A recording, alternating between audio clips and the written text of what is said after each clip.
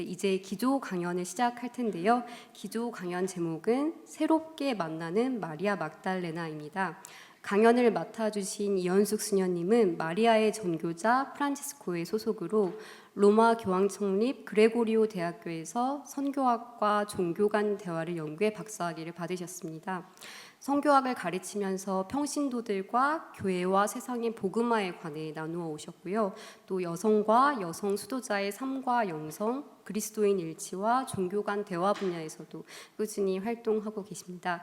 오늘은 마리아 막달레나를 여성이라는 범주에 앞서 한 인간이자 그리스도인으로서 바라보고 그의 삶을 다정한 주체성이라는 관점에서 살펴보실 예정입니다. 네, 큰 박수로 이현숙 수녀님 앞으로 모시겠습니다.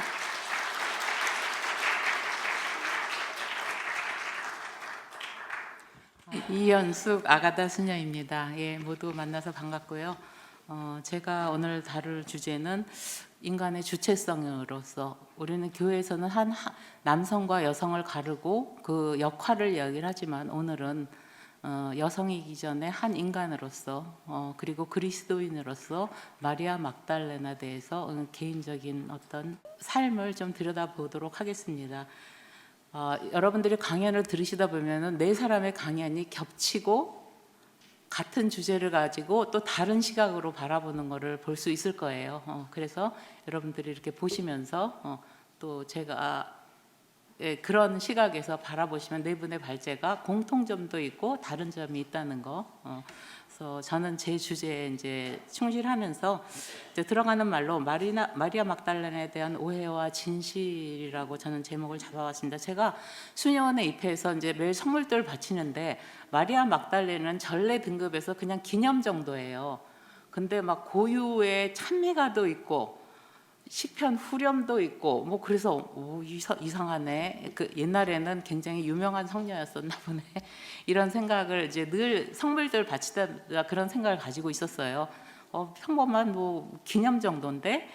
그리고 뭐 보면은 뭐 우리가 마리아 막달레나의 그림을 보면 막 이렇게 막 그 요란한 여성으로서 예술에서 표현이 되잖아요. 머리 막 풀어헤치고 금발에 막 이렇게 드러나는 옷을 입고 그리고 또 우리가 많이 알고 있는 것은 뭐 그 패션 오브 크라이스트에서 보면 마리아 막달레나는 예수의 신부로 나오면서 처절하게 I don't know how to love you 하면서 막 부르는 그런 노래가 이제 이미지가 겹쳐가 되는 거죠. 그래서 그 그리스도 교회 안에 여러 성화들이나 어떤 이런 연극들 이런 것을 통해서 이제 좀 뭔가 마리아 막달레나 생각하면 그런 이미지들이 교차됐었어요. 근데 여성 신학에 대해서 제가 관심을 가지면서 그래서 이랬구나 이런 것을 하나로 이렇게 꿰뚫을 수가 있게 되었습니다. 그것은 한마디로 말하면 여성에 대한 그런 관심이 역사와 연결되어 있다는 거. 그래서 성인지도 감수성이라는 것은 무엇이냐면은 한쪽의 입장만을 강조하는 개념이 아니고 그 두 입장 안에 가벌관계, 권력관계를 살펴보면서 차별과 편견을 인식하고 상대방의 경험을 이해하려는 어떤 그런 노력이죠. 교회 안에서는 이런 노력이 있었는가? 그런 노력의 그런 어떤 이해도의 어떤 수준이라고 그래서 그런 성인지 감수성의 역사와 관련이 있다는 거 말씀드리고 그 발단은 뭐 이제 6세기로 거쳐 올라가죠. 그 성성에 있는 새 인물들 7마귀가 나간 마리아, 이름 없는 죄 지은 여인, 예수님 발 앞에서 향유를 뿜고 머리카락으로 발을 씻어준 여인, 뭐 베타니아의 마리아, 뭐 이런 여러 새 이미지를 합성해서 보통 그 죄인의 참회하는 여자, 그렇죠? 죄인인 여자로 이미지, 죄를 지은 여자, 그 다음에 거기다 성적인 이미지를 이제 추가하게 됩니다. 그래서 그렇게 되면서 여성이라는 것은 이제 여성을 대표하는 하와의 그 본성을 이어받은 유혹자라는 이제 오명이 찍혀지면서 그 다음에 마리아 막달레는 중세 이후 여성의 참회의 모델이 됩니다. 그래서 중세의 수도원의 여성들은 봉쇄구역에서 평생 참회하면서 기도하면서 지내는 어떤 그런 여성의 참회의 모델로 이제 마리아 막달레나가 이루어지게 되는 거죠. 그다음에 1896년에, 그러니까 19세기에는 많은 위경들이 발견이 되었습니다. 그 위경들은 마리아 원복음서, 베드로 복음서, 토마스 복음서, 히브리인 복음서, 여러 복음서가 발견이 됐고, 그다음에 마리아 복음서도 이제 급기야는 이제 발견이 되는데, 발견됐을 당시에는 굉장히 위작이라는 논란이 있었어요. 왜냐하면 많은 부분이 파손이 되었고, 또 그 내용들이 우리가 알고 있던 기존의 내용들에 대해서 합당하지 않은 내용이었기 때문에. 근데 이제 그리고 나서 이제 교회에서는 1961년 바오로 6세께서 교회가 마리아 막달레나에 대한 기존의 해석에 대한 오류가 있음을 공식적으로 인정을 하셨고, 사도 중에 사도로 복귀를 하셨습니다. 근데 그 배경은 그냥 된 것이 아니죠. 많은 여성 신학자들의 노력이 있었습니다. 제2차 바티칸 공의회는 페미니즘을 받아들인 공의회이기도 합니다. 그 이후에 이제 마리아 막달레나가 전면으로 떠오르게 된 결정적인 계기는 2019년 그 미국의 캐런 킹 교수가 그 북지 코프트 어학회에서 신약 의경 속의 마리아 막달레나의 역할을 파격적으로 연구를 해갖고 발표를 했어요. 그래서 여러분들이 보시고 싶으면 그 주석 2를 살펴보면 되겠지만, 그래서 굉장히 스캔들을 일으켰어요. 반향을 일으켰고 세계에서. 그래서 그녀의 주장은, 결론은 신빙성이 없다는 결론이 나왔지만, 이를 계기로 마리아 막달레나가 예수님의 제자 공동체에서 중요한 역할을 맡고 있었던 신약 외경을 재조명하는 어떤 계기가 됐습니다. 그래서 그 이후로 한국 교회에서도, 개신교에서 많은 마리아 막달레나에 대한 연구가 나오고, 이제 천주교에서도 조금 의미 있는 발표로는 송혜경 선생님의 신약 외경에 나타나는 마리아 막달레나, 그리고 다른 한쪽은 2016년 그 마리아 막달레나 기념일이 축일로 신격이 된 2016년 그 해에 1주년, 제2주년, 제3주년을 기념하는 그 한국여자수도연합회 그 여성신학회에서 3회간에 걸쳐서 심포지엄을 열었고, 그것을 또 자료로 묶어서 책으로 나온 책이 있습니다. 그래서 이런 정도로 소개를 해드리고 싶습니다. 그래서 이렇게 마리아 막달레나에서 굉장히 이제 조금 많은 사람들이 관심을 갖게 되었다는 거. 그러면 마리아 막달레나는 이 시대에 어떤 의미가 있는가? 저는 리좀 연대와 주체성에 대한 창조적인 상상력을 우리에게 불러일으킨다고 합니다. 리좀 연대라는 것은 이제 프랑스의 현대 철학자 쥘 들레스가 사용한 용어인데, 그 분은 리좀이라는 식물학적인 용어를 통해 풀뿌리 연대들의 기초와 기존 조직, 위계적인 조직의 변화를 촉구하는 역동적인 힘에 대해서 말을 했습니다. 리좀이라면은 생강이나 연근 뿌리처럼 왜 이게 뿌리가 연결이 되면서 우에서 이렇게 올라가는 식물이 있죠. 그러니까 수목형의 구조하고는 다른 거죠. 수목은 하나의 뿌리가 있고 하나의 줄기가 있고 모든 것이 그것을 향해서 올라가죠. 어찌 보면은 우리 사회를 지탱하고 있는 위계적인 구조와 마찬가지예요. 그렇죠? 뿌리가 있고, 그렇지만 이 리좀이라는 것은 위에는 풀뿌리처럼 있지만 밑에 뿌리들은 서로 연결이 되는 거. 근데 만약에 수목형의 구조에서 뿌리가 잘라져 나가잖아요. 그러면 그거는 죽는 거예요. 그렇죠? 그렇지만 리좀의 뿌리들은 원 뿌리에서 자기가 잘라져 나가더라도 또 다른 뿌리와 연결을 맺어 갖고 새로운 형태의 삶을 시작해요. 이런 그 연구를 통해서, 이런 식물 리좀의 세계를 통해서 질 들리즈는 사회 구조를 변화시키는 위계적, 수직적 질서와 위계적 구조를 가진 사회 구조를 해체시키는 어떤 함의를, 혁명적 함의를 이끌어냅니다. 그래서 저는 이것과 연결시키는 것은 마리아 막달레나 이 모임이 있기까지 얘기를 잠깐 설명하고 싶어요. 저희가 이 모임을 시작한 건 누가 뭐 하자 이렇게 한 게 아니고, 조금 10주년이 되는데 좀 관심 있는 사람들이 좀 모였어요. 요즘 신학자들이. 그래서 10주년을 어떻게 보냈으면 좋겠는가 얘기를 하다가 보니, 자기의 기존으로 갖고 있던 관심의 주제들과 또 마리아 막달레나가 연결시키면서 자연스럽게 이런 4가지의 주제가 나왔습니다. 그래서 이런 주제가 나왔는데, 이거는 어떤 기존의 단체가 아니기 때문에 이것을 어디에다가 정착시켜서 기존에 있는 단체에게 이런 모임을 만들까. 그래서 함께 모이게 된 것이 서강대학교의 인권연구센터하고 여기 가톨릭 우신년의 그 여여공하고 이렇게 연계가 되면서 이것이 이제 확실하게 학술 발표를 하나 만들어졌습니다. 그래서 이 과정을 돌아볼 때 정말로 풀뿌리들 리좀의 형식으로 만들어진 모임이라는 거. 그래서 딜러지가 말한 수평적이고 중심화된 체계로 연결된 리좀의 연대의 열매입니다. 그래서 저는 여러분들에게 말씀드리고 싶은 것은 아까 얘기했지만 여러분들 여기 있는 여러분들이 살고 계시는 삶의 자리도 다를 거예요. 그런데 내가 그리스도인으로서 신앙인으로서 이 문제는 조금 우리가 얘기를 해보고 싶다.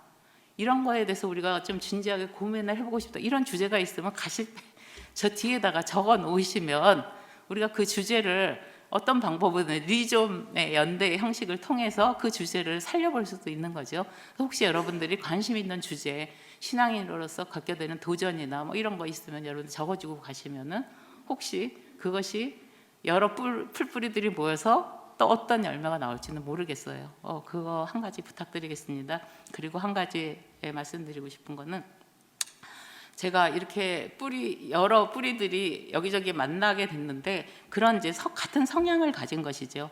보통 이 모임에 같이 하신 분들은 주체적이고 자발적이고 진정성을 좀 선호하는 분들입니다. 밖에서 많이 알려졌거나 뭔가 어떤 제도적인 어떤 사회에서 뭔가를 하는 사람들이기보다 그렇지만 자신의 취약성에 매몰되지 않고 세상과 연대하고 협력하고자 하는 개방적인 성향을 가진 사람들이 모였습니다. 그래서 저는 이 자리에 오신 분들도 그런 성향을 가진 분이 아닐까 그렇게 생각합니다. 그런 의미에서 이번 여기에 모인 자리는 주체성과 자율성, 진정성을 추구하는 여러분들이 모인 자리가 아닐까요? 그래서 옆에 계신 분들께 예쁜 미소로 동지의식을 느끼면서 인사를 나눠보기를 초대합니다. 예. 그러면 제가 관심을 두는 주제는 마리아 막달레나의 주체성입니다. 주체성이라는 주제는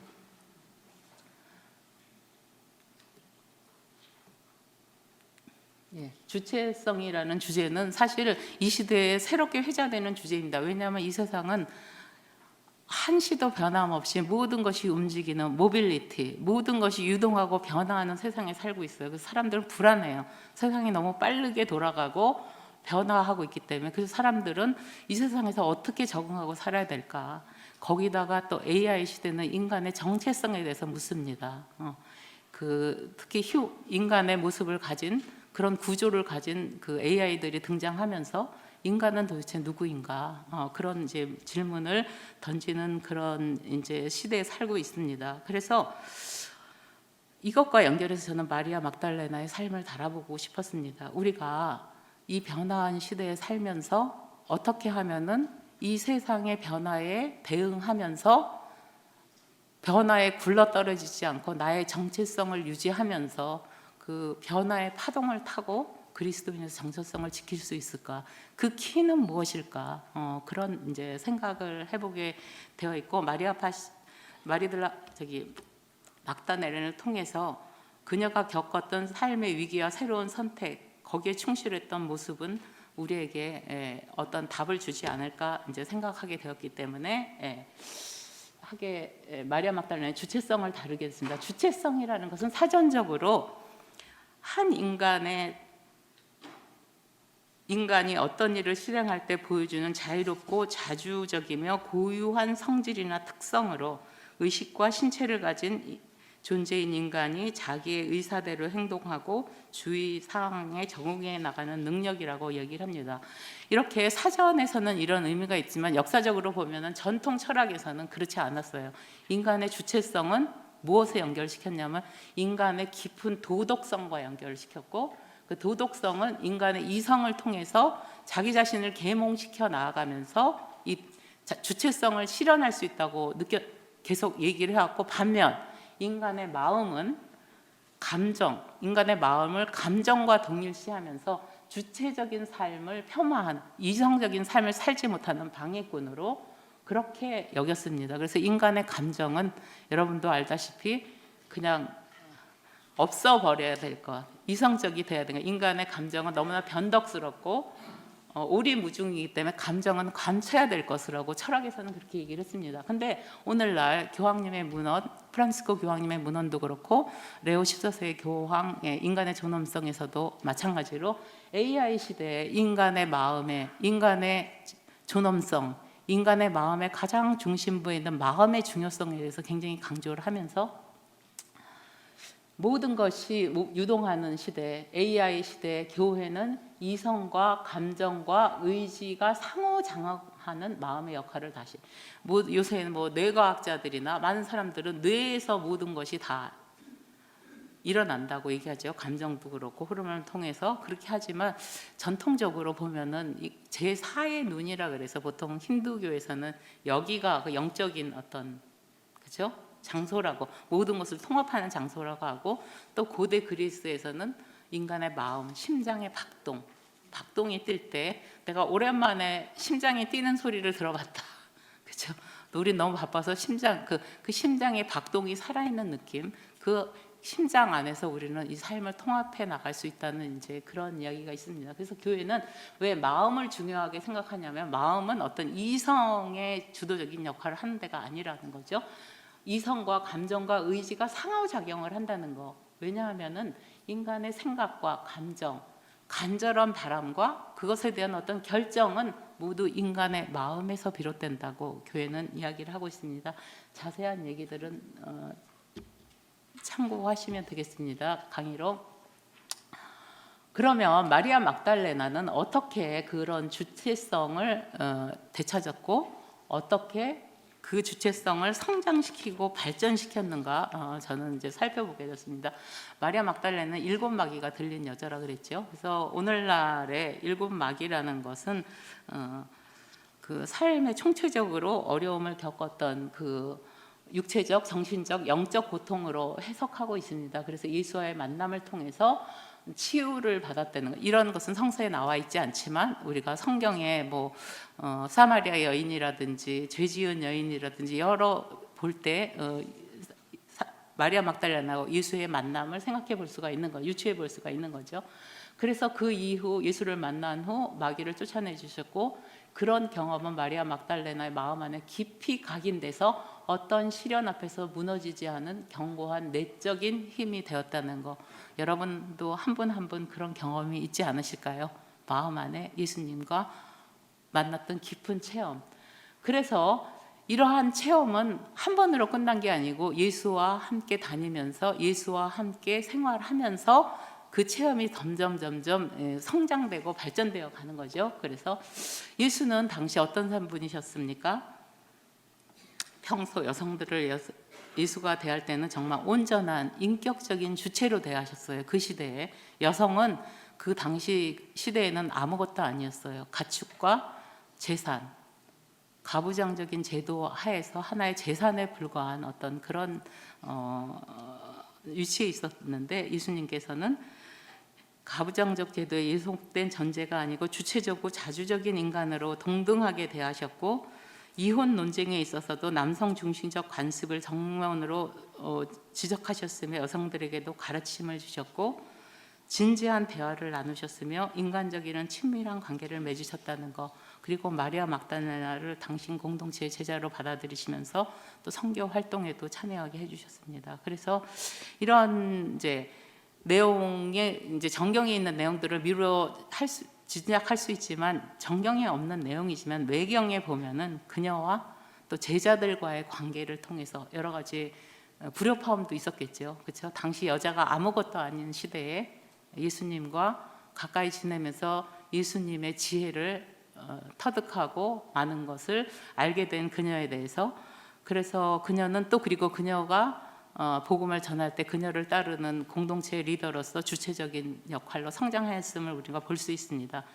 이런 모든 만남의 중심에는 인간이며 신이신 예수 그리스도에 대한 인간적이고 초월적이고 신비적인 차원의 사랑이 자리하고 있습니다. 그래서 그리스도인에게 가장 중요한 것은 이 세상에 급격하게 변화하는 시대에 우리가 붙잡아야 할 것은 예수님의 사랑, 하느님의 사랑, 그것으로 우리 마음이 성숙하고 단단해져서 그것으로 세상의 모든 것을 대응하고 적응해 나가고 나의 그리스도교인의 일치성을 정체성을 간직하는 것이라고 저는 말씀드리고 싶습니다. 그래서 마리아 막달레나의 그 마음은 굉장히 단단하고 건강하였다고 이야기를 하고 싶습니다. 그래서 그 원동력은 바로 아까 말씀드린 인간적이고 초월적이고 신비적인 하느님 사랑에 대한 체험이었죠. 사랑은 여러분 사랑을 이성으로 합니까? 사랑을 의지로 합니까? 사랑은 어떻게 해요? 감정으로 하잖아요. 그렇죠? 사랑을 이성으로 하면 큰일 나요. 사랑을 의지로 하면 큰일 나요. 이것도. 그렇죠? 감정을 따라서 움직입니다. 그래서 감정과 느낌을 통해서 전달됩니다.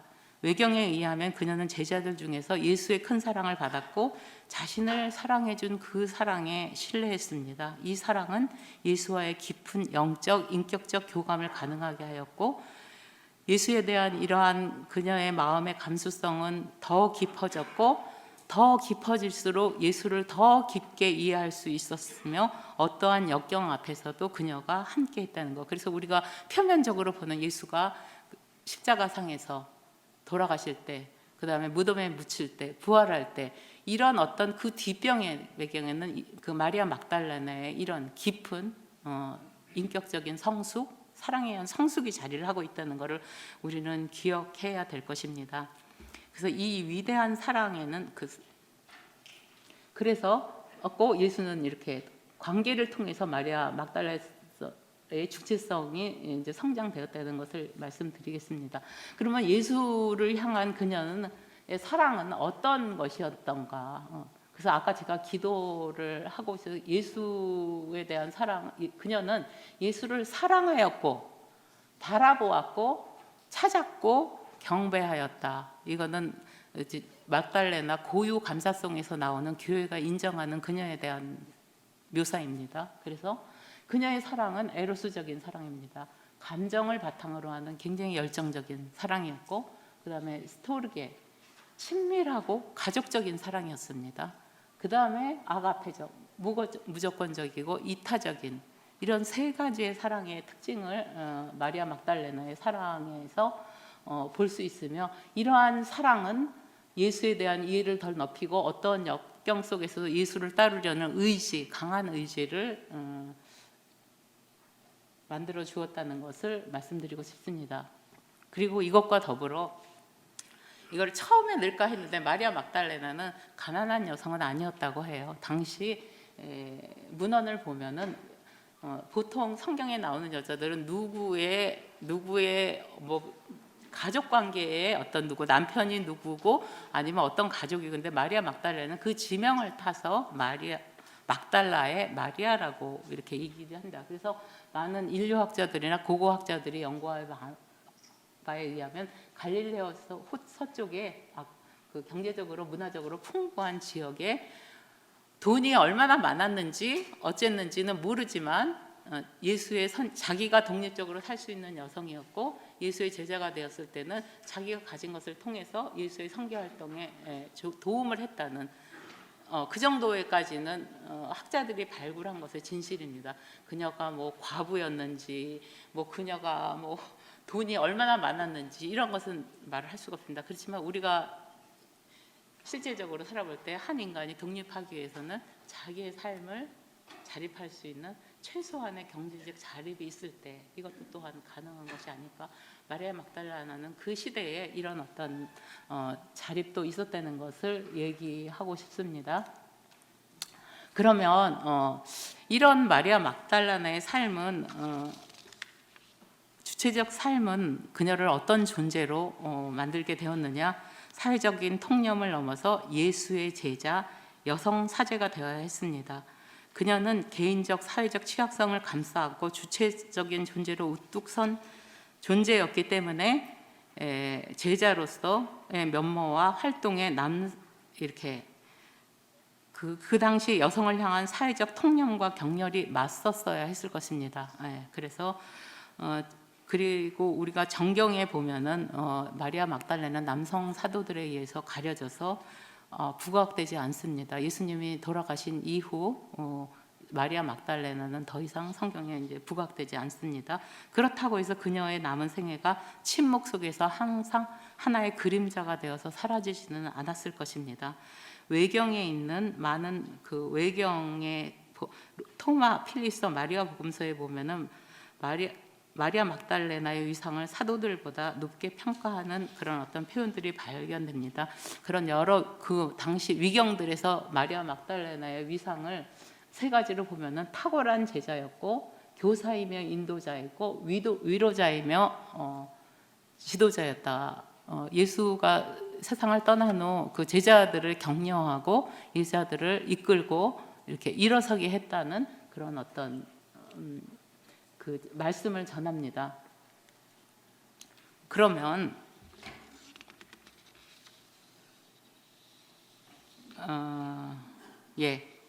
탁월한 제자로서 끊임없이 질문과 답변을 주고받았고 시적절한 그 질문을 통해서 예수님의 칭찬을 받았고 충만한 영적 지혜를 인물이었다고 합니다. 그래서 주님으로부터 따로 계시받은 비밀스러운 가르침을 제자들에게 전해주었고, 예수의 죽음 후 쉬리에 빠진 남성 제자들을 격려하고 가르치는 임무를 수행하게 됐습니다. 이 과정에서 그녀는 다른 제자들의 질투와 공격의 대상이 되기도 했습니다. 여러분들 복음서에 보면 제자들끼리도 싸우잖아요. 누가 높으냐고. 예수님이 계신데도 예수님이 돌아가신 이후 한낱 여자가 이런 일을 하게 될 때 그런 어떤 도전을 받았을 것이라고 생각합니다. 그러면 이런 마리아 막달라나의 그 주주적인 삶은 그런 당시 사회적 통념을 넘어서 예수의 여성 제자 사도가 되게 하였는데, 그럼 오늘날 이런 어떤 삶은 지금 우리가 교회 안에서 여성들이 처한 그런 어떤 위치들하고 많이 다르지는 않다고 봅니다. 그리고 이제 두 번째로 마리아 막달라나의 주체적인 삶의 열매는 그 마리아 막달라나의 증언입니다. 이 증언은 정보의 홍수 속에 우리가 떠돌아다니는 우리에게 어떤 희망의 등불 같은 역할을 하지 않을까. 저는 이번 석탄에 보니까 인공지능에 휴머노이드 인공지능에 승복을 입혀가지고 석가탄신의 앞에서 이렇게 행진을 하는 것을 봤어요. 저 충격이었어요. 연등에 등장한 로봇 스님들, 탄성 터진 시민들, 와. 그 다음에 불교에서는 갑이라는 그 뭐라 그러죠? 스님이 되는 개를 줬어요. 그래서 이런 거를 보면서 저는 승복을 입은 인공지능을 네 분의 스님이라고 불러야 될까? 네 개의 스님이라고 불러야 될까? 저는 마음속에 너무 혼동스러웠었어요. 그래서 이 지점에서 우리는 AI는 그 어마어마한 대장경들을 다 섭렵했다고 합니다. 그렇죠? 입력됐어요. 그러면 입력을 했다고 해서 그 AI가 수행자가 되는 것일까? 뭐 이런 질문을 하게 되는 것입니다. 그래서 증언과 증언에 대한 차이점, 그 정보와 증언에 대한 차이점에 대해서 이제 생각을 해보게 됐습니다. 데이터와 그러니까 알고리즘은 부활이 무엇인가 물으면 그것에 대한 정보를 제공합니다. 부활이 무엇인가에 대해서 정보를 제공합니다. 하지만 막달라나의 증언은 누구인가, 부활은 누구에 관한 것인가, 그렇죠? 그 사람에 집중을 하게 되는 거죠, 그렇죠? 여러분도 잘 생각해 보세요. 여기에는 무엇으로도 메울 수 없는 심연이 자리합니다. 오늘날 어떤 사람들은 시간 다 됐죠. AI를 막 무조건 신뢰하고 친구처럼 지내다가 그 허황한 게 주는 정보에 따라서 집도 재산도 다 날리고 패가 망신하는 사람들도 요새 많이 있어요. 왜냐하면 AI가 우리 비율을 잘 맞춰주기 때문에. 그래서 우리가 잘 봐야 되지 않을까. 이게 시간이 없는데 큰일 났네요. 지나가야 되겠습니다. 그래서 그러니까 여러분들은 늘 생각하셔 보여요. 증언과 정보의 차이점. 정보의 차이점. 정보가 증언은 아닌 것이죠. 그래서 대체 불가능하다는 거 이야기하면서 예수님께서 마리아라고 부르실 때 라보니 하고 대답하는 장면은 아름다운 존재론적인 만남의 장입니다. 서로의 이름을 부르고 곁에 머무는 협동의 장입니다.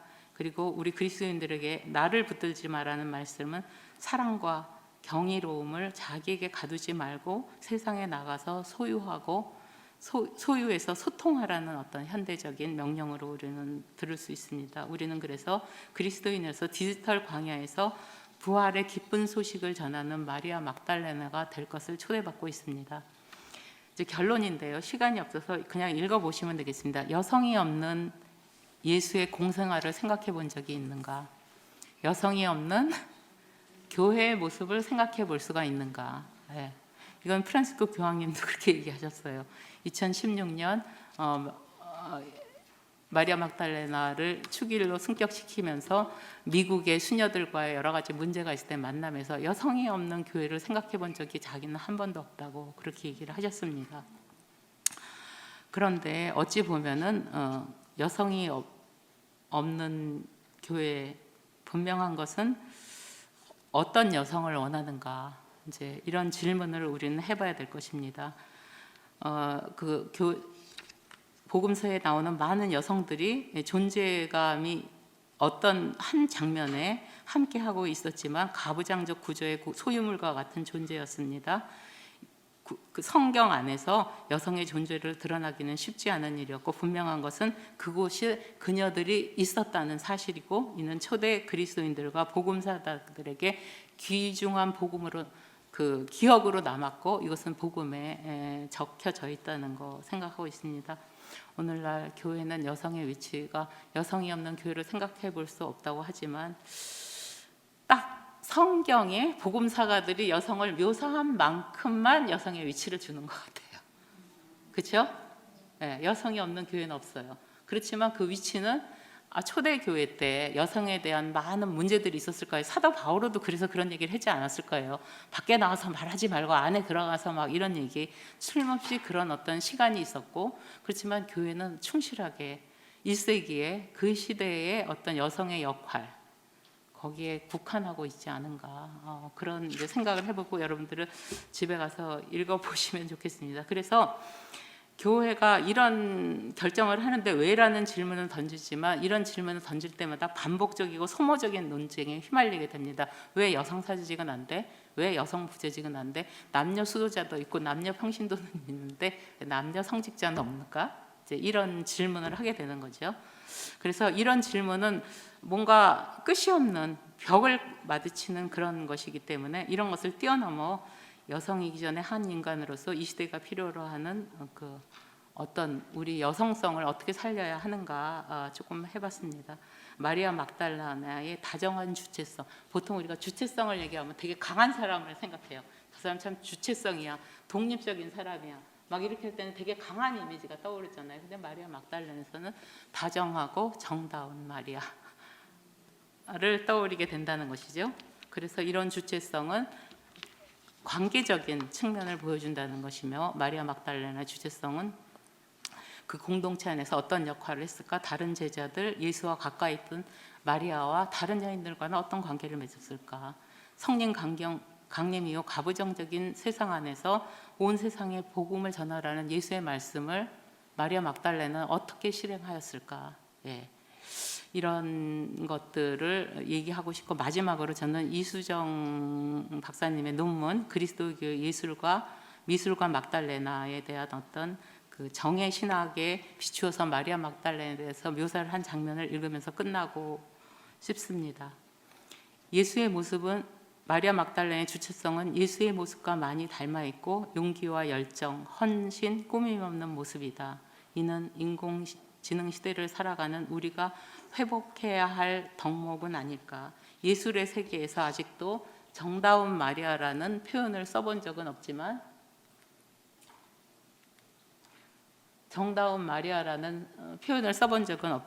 우리가 그 예술사에서도 마리아의 모습을 새롭게 창조적으로 한번 그림으로, 이미지로 그려봐야 되겠다, 이런 이야기를 하고 있습니다. 정이 많은 사람은 두려움 없다. 두려움이 없기에 순진무구하며 타인의 경계심을 무장해제시킨다. 당장은 어리석어 보일지라도 상대를 다독이고 두려움을 몰아내며 공간의 편안함과 고마움을 느끼게 하며 건강하고 인격적인 만남을 가능하게 한다. 이러한 다정함을 통해 인간 사이의 인격적 만남이 가능하였고 하느님과 인격적 만남 역시 가능하였을 것이다. 예수 자신 또한 지극히 다정한 분이셨다. 그분은 지배하러 오지 않은 온유함을 통해 이 다정함을 드러내셨으며 그분의 몸과 삶에서 스며나오는 정다움은 부활 후 제자들에게 건네신 말씀, 와서 아침을 먹어라 하는 한마디에 압축이 되어 있습니다. 이것으로 제 강연을 끝이겠습니다.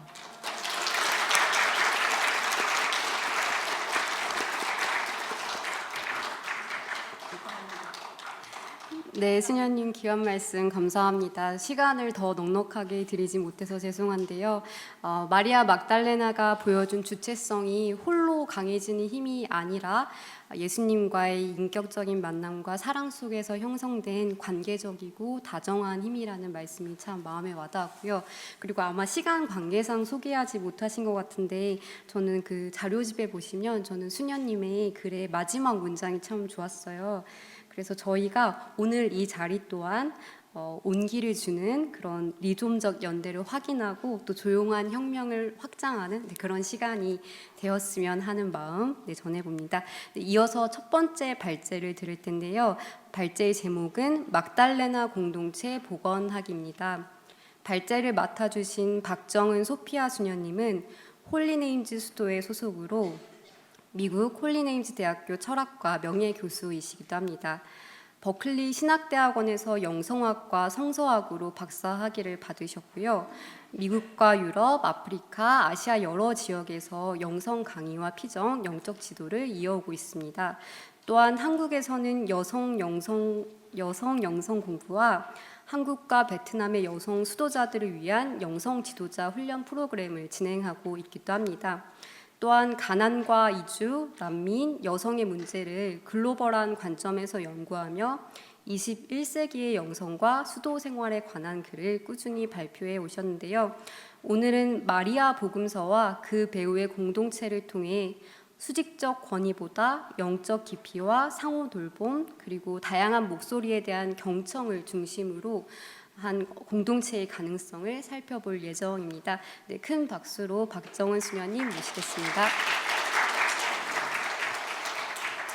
네, 여성 영성을 추구해 온 사람으로서 성녀 막달레나의 삶을 기억하는 오늘 이 자리에 함께할 수 있어서 개인적으로 정말 영광입니다. 막달레나 성녀를 이야기하면 여러분은 무엇을 떠올리십니까? 어찌 보면 마리아 막달레나의 삶처럼 왜곡되고 폄하된 생은 드물지 않을까 이런 생각을 하게 됩니다.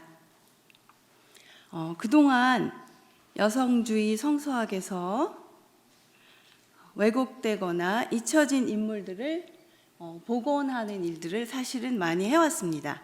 제 선생님이신 샌드라 슈나이더스는요, 요한복음 4장에 언급되는 사마리아 여인을 사실은 누구보다도 가장 잘 준비된 제자로 이야기하고 있고요.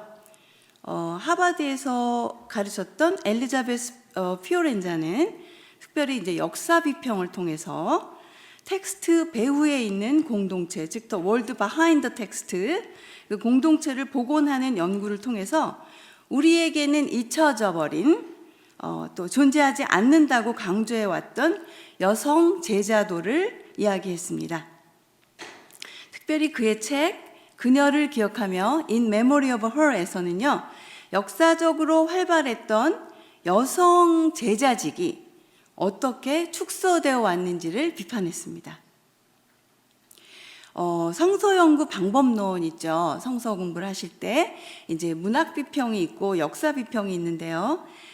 특별히 문학 비평과 역사 비평을 통해서 여성 학자들은 이제 그 여성의 자리를 복원해내는 노력을 했고 또 성공을 했다고 볼 수 있습니다. 엘리자베스 존슨 수녀는요, 이제 무엇보다도 성모님의 삶을 연구했는데 성모님의 삶도 사실은 굉장히 박제가 돼 있었어요. 어떤 삶으로 되어 있냐면 눈 내리깔고 그냥 순종하고 그냥 가만히 계셨어요. 여러분들 그 헬로키티 좋아하시나요? 헬로키티 좋아한대요. 입이 없잖아, 입이. 굉장히 아이디얼한 여성이라고 볼 수 있어요. 예. 그렇게 성모님을 사실 박제했는데 엘리자베스 존스는 그 자기의 연구를 통해서 가부장적인 질서와 또 교회 안에서 장려되는 모델인 그런 마리아가 아니고요. 살아 숨쉬는 여성 제자로서의 나자렛 마리아를 복원하셨어요. 근데 그럼에도 불구하고 마리아 막달레나의 연구가 성서학에서는 생각만큼 나오지 않았습니다.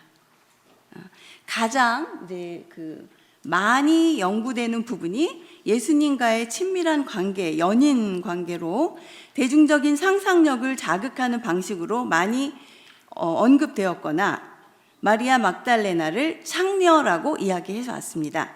댄 브라운의 소설 더 다빈치 코드나 팝 오페라 지저스 크라이스트 슈퍼스타에서는 마리아 막달레나를 예수의 숨겨진 여인이나 아내나 또 연인으로 묘사해 왔습니다. 이런 막달레나에 대한 묘사는 요한복음 20장을 비롯해서요, 공간복음의 부활사에 나타나는 사도들의 사도인 마리아 막달레나를 사실은 루카복음 7장에 등장하는 회개하는 여인과 함께 합성한 퓨전 이미지라고 볼 수 있습니다. 어떤 여인이 예수님의 발을 눈물로 닦아드리고 자기 머리카락을 수건 삼아 발에 물기를 닦아내는 그녀의 행위를 굉장히 에로틱하게 해석하면서 이 이름 없는 여인의 감각적인 회심을 마리아에게 연결시킨 겁니다. 그렇지만 사실 머리카락을 가지고 나의 죄를 용서해 준 어떤 주님께 하는 게 나빠? 그게 문제가 아니죠. 어떤 감각적인 마음으로부터의 회심을 불편해하는 우리의 시선에 문제가 있는 거예요. 또 마리아 막달레나를 7막이 들린 여인이라는 구조를 가지고 이제 7마귀를 아까 우리 이현숙 수녀님께서는 이제 온갖 인간의 질곡을 경험한 인간의 표현이라고 이렇게 하셨는데, 솔직히 말해서 우리 특히 가톨릭은 이게 벨트 이하학, 형 이하학, 모든 죄는 성적인 것으로 가죠. 또 사제직이나 수도자들이 좀 우월한 위치를 가지는 건 정결 때문이에요. 그래서 무조건 어떤 사람을 코너에 몰아서 죽여버릴 때 가장 좋은 방법이 너 성적으로 문란하다는 겁니다. 7마귀를 무조건 성적으로 문란한 것으로 만들어서 마리아 막달레나는 창녀였다라고 즉각적으로 연결을 짓는 우를 범했습니다. 또 우리가 성서에 나오는 여성들을 좀 생각해 볼까요? 전부 마리아야. 그리고 숫자도 정확하게 기록되어 있지 않습니다. 예를 들어서 십자가 근처에 있었던 여성들의 이름은 다 마리아인데요, 컴마의 위치에 따라서 그 여성이 5명도 되고 6명도 될 수 있어요. 성북동의 마리아, 도남동의 마리아, 해화동의 마리아인데 그 마리아가 누구의 엄마고 이렇게 누구의 이모가 되고 이런단 말이죠. 그런데 여러분들 이렇게 성서를 읽어보면 베드로 이렇게면은 굉장히 입체적인 3D 캐릭터예요.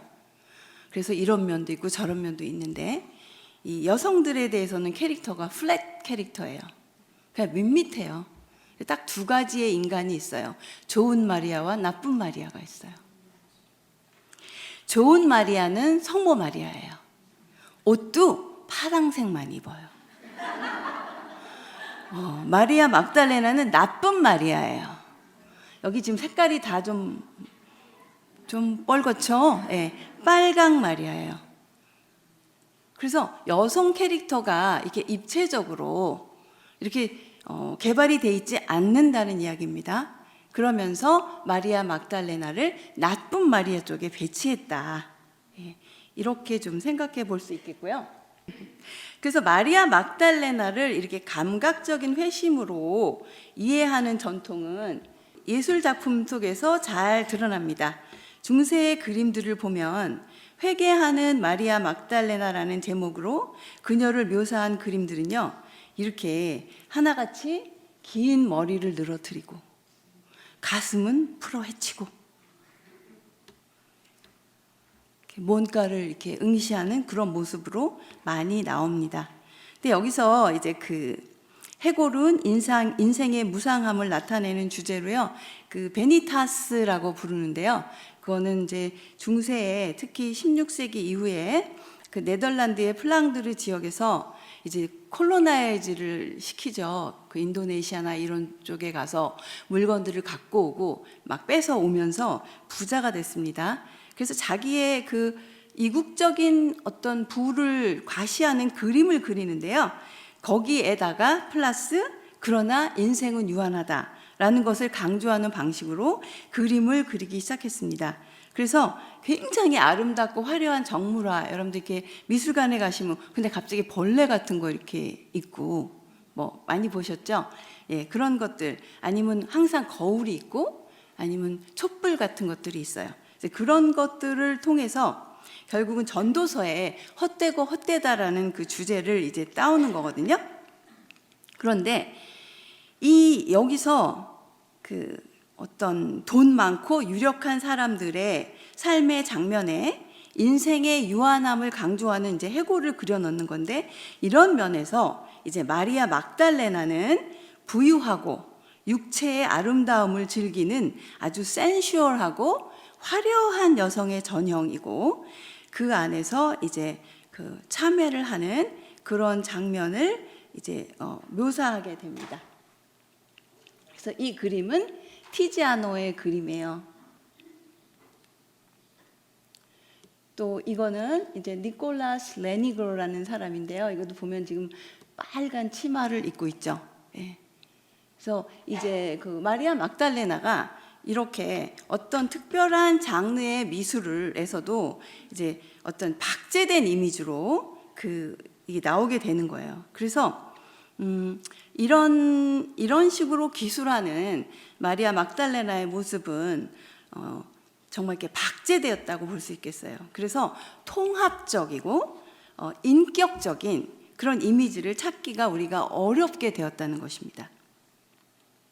이런 작품들만 봐도요, 교회가 어떻게 사마리아 막달레나 성녀의 삶을 이해하고 또 기술해 왔는지를 보여주는 대목이 아닐 수 없습니다. 성인의 시성 10주년을 맞으면서 무언가 불편감을 주는 마리아 막달레나의 이미지를 오늘날 우리가 어떻게 이해해야 될지 오늘 한번 생각해 보려고 합니다. 그러면 마리아 막달레나가 연구가 되기 시작한 거는 언젠가, 이거를 우리가 좀 생각해 봐야겠어요. 성서 방법론, 아까 제가 말씀을 드렸지만 특히 역사 비평이 먼저 시작되었습니다. 여러분들 많이 들어서 아시겠지만 역사 비평에서 이제 어디서 이것이 왔는가, 이게 항상 그 텍스트, 그 텍스트를 만들어내는 어떤 특정 공동체가 있었다고 우리가 생각을 하죠. 그것을 우리가 짓 앤 레븐, 그러니까 삶의 자리라고 우리가 이야기를 했습니다. 그러니까 성서학의 기초가 처음에 이제 이런 거죠. 그러니까 텍스트가 있는데 그 텍스트 공부를 할 때 이 텍스트를 만든 어떤 공동체가 있다고 우리가 주장한 거예요. 그러니까 마르코 복음이라 그러면 우리가 저자가 마르코는 아니라는 건 다 알죠. 많이 들으셨잖아. 성서 모임도 가시고. 그 아닌 건 아는데 그럼 그게 누구야? 그게 누구냐면 우리가 마르코라고 부르는 어떤 공동체가 체험한 부활한 그리스도를 적은 글이라는 거죠. 그래서 성서를 열심히 공부하다 보면 그 성서 배후에 있는 공동체가 보여, 이겁니다. 그런데 성서를 주로 아까 제가 마리아 막달레나를 성서학자들이 별로 공부를 안 했다고 말씀드렸죠. 왜 그래요? 캐논이 우리가 딱 4개 복음이 있잖아요. 그러니까 이거 안에서 지금 꾸겨진 여자들 피기도 바쁜데 뭐 굳이 그 나머지 것을 공부하지 않았습니다. 그리고 마리아 막달레나 복음은 18세기에 찾았잖아요. 그러니까 늦게 찾아졌어요. 그게 이집트에서 발견됐습니다. 그래서 콥트어로 이렇게 된 것이었어요. 그래서 그거를 독일 사람이 샀단 말이에요. 그래서 독일 성서학자 칼 라인하르트가 카이로, 이집트의 수도죠. 카이로에서 그 파피루스를 구입했고요.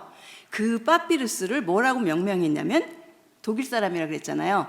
베를린 코덱스라고 불러요. 그러니까 이 마리아 막달레나 복음은 베를린 코덱스예요.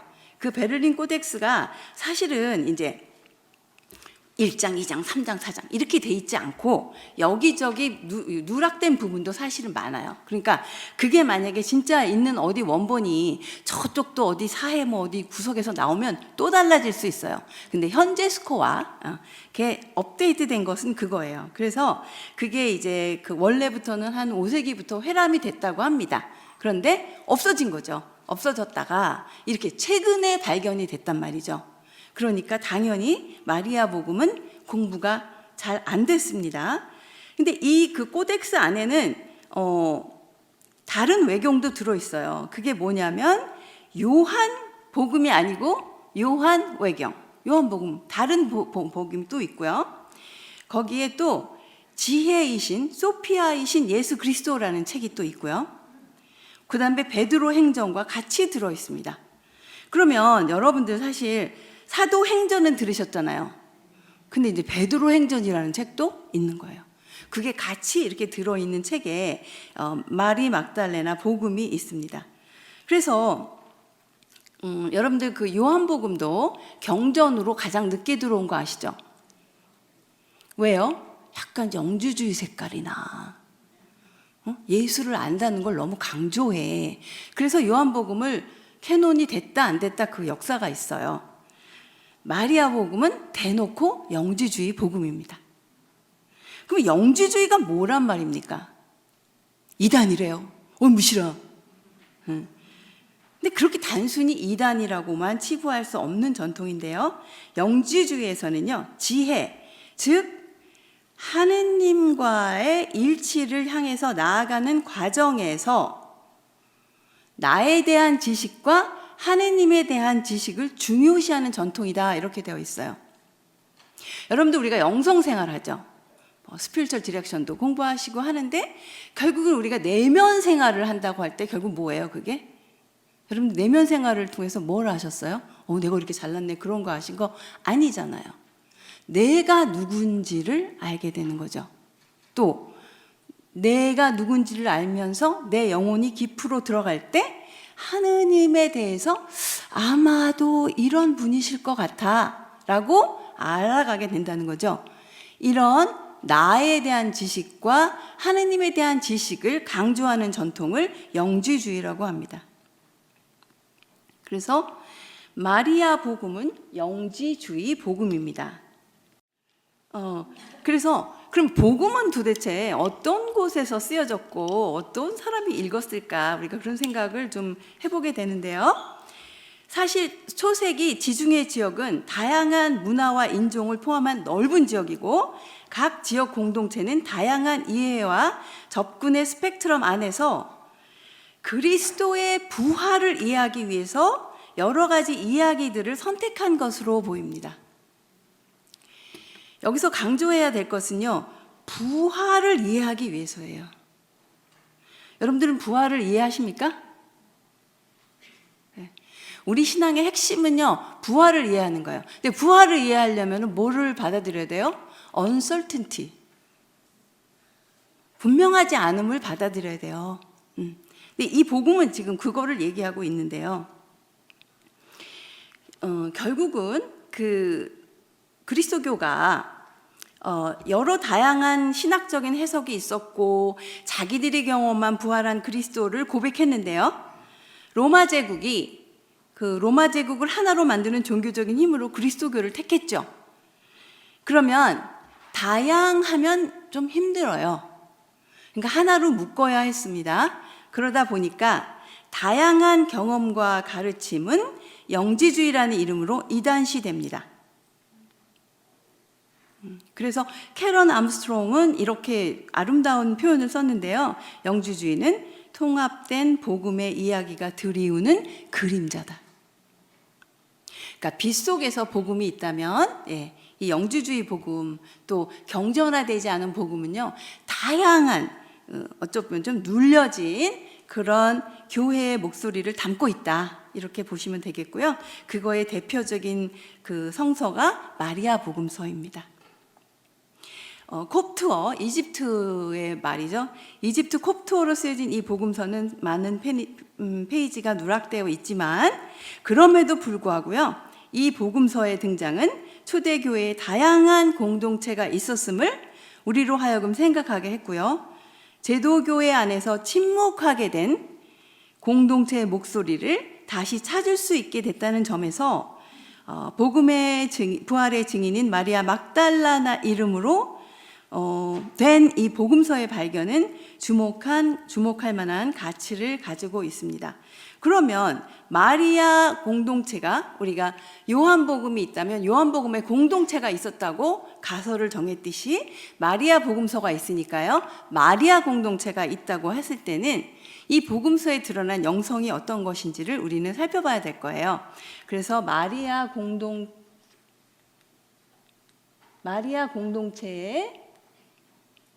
영성을 한번 보도록 하겠습니다.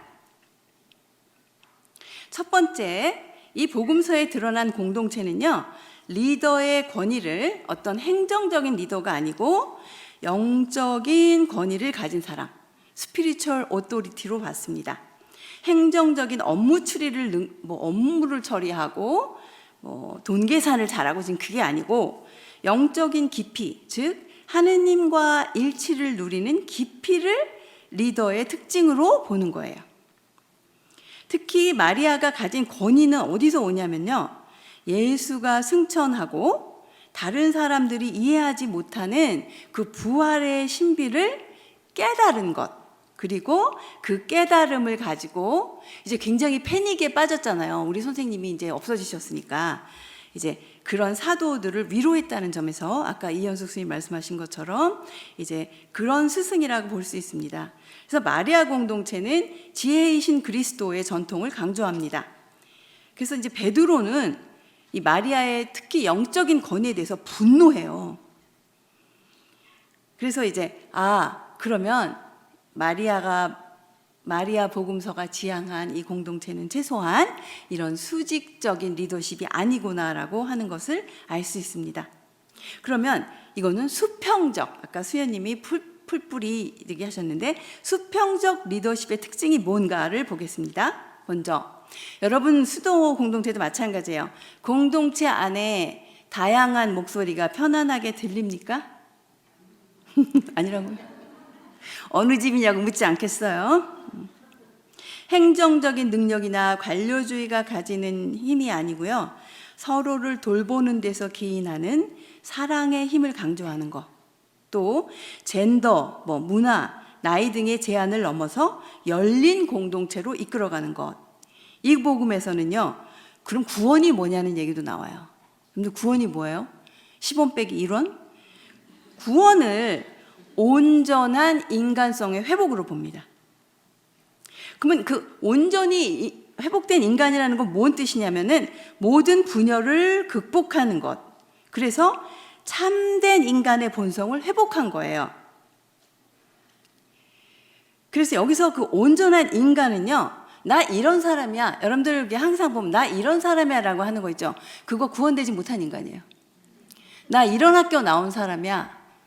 나 한 자리 이거 하는 사람이야 라고 자기를 규정하면 그것은 하나님을 모독하는 거예요. 여러분 그것보다는 큰 사람이에요. 여러분 그것보다는 다양한 사람이에요. 그것보다는 아름다운 사람이에요. 그래서 그 자크 라캉이 그 얘기를 하거든요. 이게 너는 이런 사람, 넌 착한 사람이야. 그러면 나 안 착한데, 나 안 착한데 그냥 착하게 살아야 되는 거야. 너 착하다고 했으니까.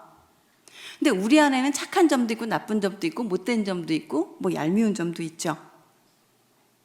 그래서 구원된 인간이라는 것은요, 내 안의 어둠과 모순을 다 끌어안는 일입니다. 그러니까 나는 이런 사람이고 교회는 이래야 되고 수도자는 이런 사람이야 라는 단선적인 정체성을 강조하는 것이 아니라는 이야기입니다. 그래서 늘 열려있고 그렇게 우리의 정체성은, 우리의 삶은 변해가는 과정에 있다고 이야기하는 것입니다. 많은 사람들은 21세기 현대 사회의 본질을 소외로 이야기합니다. 그러니까 사실 사람들은 외롭고 고독합니다. 이 AI 시대에 우리가 힘써야 하는 일은 기술력을 익히고 AI와 함께 효율성을 찾아가는 일이라기보다는 이 인간성의 회복에 있습니다. 교황 레오 14세의 첫 회칙 위대한 인류도 사실 무엇보다 이 시대에 우리가 애써야 하는 일은 소외를 극복하는 것, 또 인간성을 회복하는 데 있다고 강조합니다. 특히 16항을 보시면 교황님은 모든 이들에게 공동선을 추구하면서 인간의 아름다움을 잊지 말라라고 얘기하셨는데요. 이 마리아 복음에서 말하는 인간의 아름다움이라는 것은 나의 어둠과 소외를 그대로 받아들이는 일입니다. 그리고 마리아 복음서에서는 인간의 완성을 본질로 하는 공동체 안에서 여성 사도직이 가지는 특권에 대해서 분명히 얘기하고 있습니다. 그것은 무슨 여성성의 원형도 아니고 누구보다 더 위대하다 이런 것도 아니에요. 그럼 뭐냐? 여성 사도직이 가지는 특권은요, 사랑에 있습니다. 사랑하는 스승을 향해 진리를 향한 사랑으로 매 순간 선택하는 지혜를 의미합니다. 그것은 세상의 어떤 권력 너머를 향하는 나의 눈에 있어요. 시선에 있습니다. 세상과 초월을 꿰뚫는 사랑을 마리아 막달레나 사도직의 본질로 볼 때 그는 가장 사랑받는 제자이며 지혜를 따르며 가르치는 선생이고 세상의 아픔을 하나도 놓치지 않는 사도인데, 이 모든 것을 아우르는 마리아 막달레나의 삶은 우리에게 사랑으로 들어오라고 초대합니다. 이 여성적인 사랑은요, 단순히 여자를 의미하는 게 아니에요. 여성이나 남성이나 모두 함께 우리 안에 내재하는 여성성을 의미합니다. 두 번째, 이 복음서가 또 중요한 건요, 이 캐피털, 이 자본, 물질을 어떻게 볼 것인지를 설명합니다. 마리아 복음에서는 이렇게 기술해요. 누군가가 예수한테 물어요. 예수님한테 이제 물질은 어느 순간인가 다 파괴될까요? 너무 요즘에 궁금한 질문이죠. 그러자 예수님께서 말씀하시기를 모든 자연, 또 모든 형성 과정, 모든 피조물들은 서로 안에서 서로와 함께 존재한다. 그리고 그것들은 그 자신의 뿌리 속으로 돌아가서 사라진다. 즉 모든 물질들은 자연이 되어 사라진다. 마리아복음 4장 1절에서 2절입니다. 이 구절은요, 물질을 죄악시하지도 않고 인간을 포함한 모든 만상을 자연의 일부로 보면서 결국 우리가 그 근원으로, 뿌리로 돌아간다고 얘기합니다. 그러니까 진료와 형상을 구분짓는 당시의 그리스 철학의 이분적 사고와는 매우 다르고요. 모든 것의 순환과 상생의 관계를 이야기한다고 볼 수 있습니다. 특히 이 구절은요, 요즘에 생태 영성을 떠오르게 합니다. 이 모든 피조물은 함께 진화하고 죽음이란 결국 우리가 온 뿌리로 돌아간다는 거. 그렇게 상호 영향을 주면서 살아간다는 사실은 사실 바오로 신학에서 강조하는 보여지는 물질은 지나가는 것이고 영원한 것은 보이지 않는다라고 하는 고린도 후서 4장 18절의 사상과는 대조를 이룹니다. 피조물을 트랜지언트, 약간 과도적인 것으로 보거든요. 근데 이거는 불교의 세계관과 비슷하지만 뿌리로, 즉 인간의 본질로 돌아간다고 본다고 하는 이 관점은요, 하느님이 인간을 당신의 이미지로 창조했다는 기독교 영성에 근원한다고 볼 수 있습니다. 특별히 이 관점은요, 물질을 영적인 것보다 열등하다고 보던 그런 주류 기독교 영성과는 대조를 이루면서 기존의 세계관을 전복하고요, 조금 더 조화로운 세계관을 제시합니다. 세 번째, 영성을 보면 그 여성주의 성서학에서 사실 마리아 막달레나를 사도들의 사도라는 이름으로 사도직의 복원을 강조해 왔는데, 이 학문적인 업적은 위대하죠. 또 그 사도직을 그는 위대합니다. 그러나 그 사도직을 남성 사도를 제끼고 그 자리를 차지하거나 내가 이 사도보다 남자 사도보다 높은 자리로 가겠다 이렇게 접근을 한다면 그거는 심각한 오류입니다. 록산 게이가 비평했듯이 여성주의가 남자들이 차지하던 자리를 찬탈하는 방식으로 이해되고 남성들과 불필요한 갈등을 만들어가는 방식은 진정한 의미의 여성주의가 아닙니다.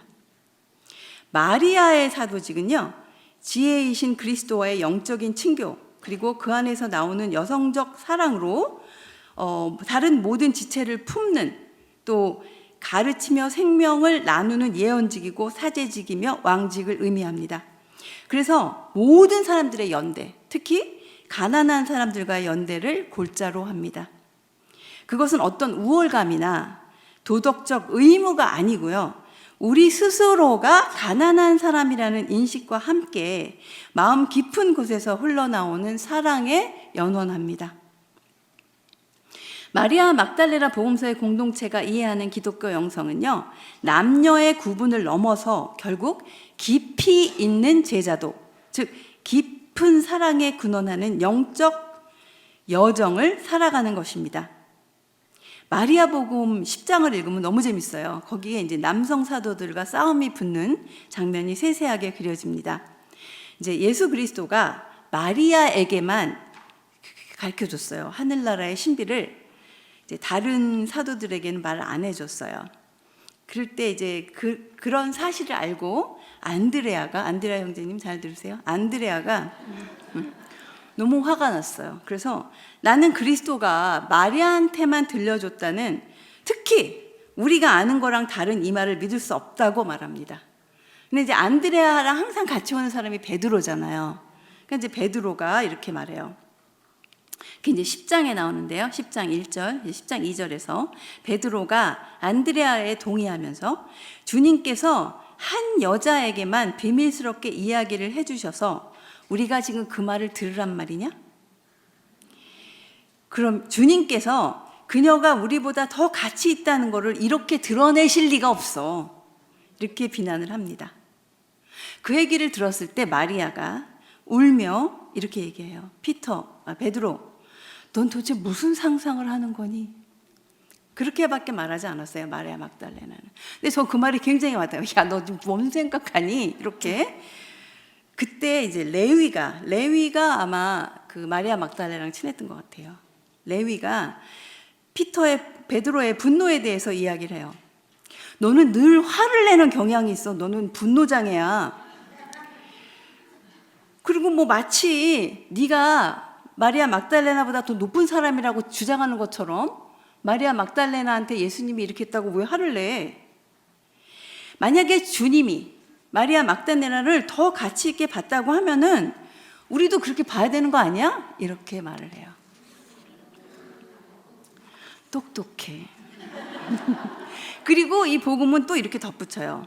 레위는 이제 그 레위에 대해 설명해요. 레위는 그녀를 완전히 알았고 헌신적으로 그녀를 사랑했다고. 물론 여기서 사랑했다는 거는 뭐 마리아가 그 예수 그리스도 사랑한 것처럼요, 이렇게 꼭 에로틱한 사랑을 의미하지는 않습니다. 필립보 복음서 63쪽, 필립보 복음서에는 63장이라 그러면 안 돼요. 필립보 복음서 4번 63쪽에는 이렇게 얘기해요. 필립보가 하는 말이에요. 이거는 복음서, 구세주의 동반자는 마리아 막달라이다. 그리스도께서는 모든 제자들보다 그녀를 더 사랑하셨고 그녀의 입술에 자주 입맞추곤 했다. 오이. 근데 여기서 이제 동반자라는 말이 나오는데 코이노노스라는 말인데요. 코이노노스는 동지라는 말이에요. 코이노노스. 코이노스 우리 얘기 많이 했잖아요. 코이노노스는 동지입니다. 동지. 그리고요, 입을 맞추다. 여러분들 뭐 염화시중의 미소. 예수님이 그 가섭을 굉장히 사랑해서 그 말을 했을 때 그 연꽃을 들고 알아들었다. 뭐 미소를 서로 주고받았다. 이렇게 다 어떤 나의 마음을 딱 아는 제자에게 보내는 표시가 있는데요. 이 영지주의 그 문학에서는요, 입을 맞춘다고 표현합니다. 그래서 다시 마리아 복음으로 돌아보면 저 개인적으로 이 복음의 마지막이 매우 인상적인데요. 복음서는 레위가 마리아 막달레나를 통해 계시된 진리를 받아들이지 못하는 우리는 부끄러워해야 된다고. 우리가 온전한 인간성을 입는다면 그분이 명한 대로 따를 것이고, 공연히 이런저런 법을 만들어내는 미친 짓은 제가 말이에요. 만들어내는 일을 하지 말아야 한다고 주장하고, 나는 복음을 전하러 나갈 거야. 그리고 나갔다고 얘기합니다. 이런저런 법을 만들어내는 인간들은, 즉 우리가 원래 우리의 진정한 인간성을 회복했다면 자기의 자기 이고에 충만해서 진리를 거부하는 어리석음을 볼 수 없다는 이야기입니다. 이 부분은 남의 얘기를 듣기 싫어하고 자기를 통해 그리스도의 가르침이 주어져야 한다고 주장하는 베드로의 모습을 비판적으로 보여줍니다.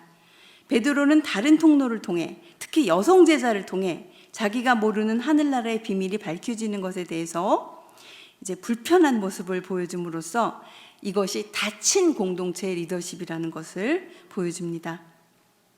그리고 레위의 입을 빌어서 우리가 말 수 있는 건 베드로가 아직 인간성을 충분히 회복하지 못했다라고 할 수도 있겠죠. 상하 수직적 관계의 교회의 비판이 수용되면서 교회는 이제 마음의 회심을 시작했습니다. 돌아가신 프란치스코 교황님이 시작하신 시노달리타스는 결국 서로의 다름이 틀린 게 아니라는 거. 부활해서 우리의 생명이 되시는 그리스도의 계시가 어떤 사람에게 들리더라도 들을 수 있는, 어떤 사람을 통해서 이야기를 하더라도 내가 들을 수 있는 개방성을 요구합니다. 마리아 복음서의 공동체가 들려지는 이 이야기는 남성 중심의 권위적인 구조를 전복하는 사랑의 상호성과 개방성을 갖춘 온전한 인간이 되라고 우리를 초대합니다. 결론. 마리아 막달레나를 육화하신 예수 그리스도와 사랑에 빠진 자이고, 그 사랑 안에서 그것이 어떤 죄가 되었던 자신의 죄를 고백하고 온전해졌다면 그거를 무엇라고 부르던 그는 거룩합니다. 순환받은 예수의 고독한 순간에 다른 여성 제자들과 함께 우뚝 서서 끝까지 그분을 응시한 그분은 거룩합니다. 그리고 부활하신 그분을 처음 만나 뵙고 부활 후의 삶, 불확실 속에서 그분을 따르는 길에 대해 알아듣고 이해할 수 있었던 그분은 거룩합니다. 그래서 이 마리아 복음은 어쩌면 주변부가 될 수밖에 없었던 초대교회의 여러 다양한 목소리, 잊혀진 거룩한 목소리를 대표합니다. 그리고 마리아의 공동체라고 부르는 초세기의 한 공동체는 상하로 구분되는 그런 공동체가 아니라 서로를 존중하며 귀 기울이는 온전한 인간이 되기를 노력하는 공동체이며 자신과 하느님을 아는 지식과 지혜에 몰두하는 그런 공동체가 아니었을까 생각해 봅니다. 또 생각합니다. 예수님은 돌아가시기 전 마지막으로 하느님께 모든 제자들이 하나가 되게 해달라고 기도하셨는데요. 하나됨의 의미가 무엇일까요? 하나됨이란 결국 모든 차이들을 있는 그대로 인정하고 서로 상반되는 요소를 받아들이는 일입니다. 그러므로 하나가 되기 위해 우리는 얼마나 끝없는 개방성과 경청하는 마음, 또 나와 다른 신념과 영성을 수용하고 인간에 대한 존경과 헌신을 마리아의 복음서에서 끝없이 배워가야 된다고 생각합니다. 네, 감사합니다. 네, 이제 두 번째 발제를 들을 텐데요. 발제 제목은 마리아 막달레나와 여성 리더십입니다. 발제를 맡아주신 이미영 발비나 선생님께서는 우리신앙연구소 선임연구원이고요. 가톨릭대학교 종교학과에서 석사학위를 받으셨고 현재는 서강대학교 종교학과 박사과정에서 공부하고 있습니다. 공저로 시노달리타스와 한국천주교회, 가톨릭 실천지성, 제3차 바티칸 공의회를 향하여 등이 있습니다. 또한 이번 행사의 주관 단체이기도 하죠. 예수님과 여성을 공부하는 가톨릭 신자들의 모임을 함께하고 있고요. 또 신학을 공부하고자 하는 청년들과 함께하는 신학 청년 모임을 꾸려 다양한 법들과 배움과 성찰을 이어가고 있습니다. 오늘은 부활의 첫 증인이자 복음 선포자였던 마리아 막달레나의 기억이 교회 역사 안에서 어떻게 축소되어 왔는지 살펴보고 이 축일 승격이 오늘날 교회 안 여성의 참여와 리더십에 어떤 의미를 지니는지 말씀해 주실 예정입니다. 큰 박수로 이미영 선생님 모시겠습니다. 제가 오늘 맡은 두 번째 발제는 마리아 막달레나와 여성 리더십을 주제로 좀 나눠보려고 합니다.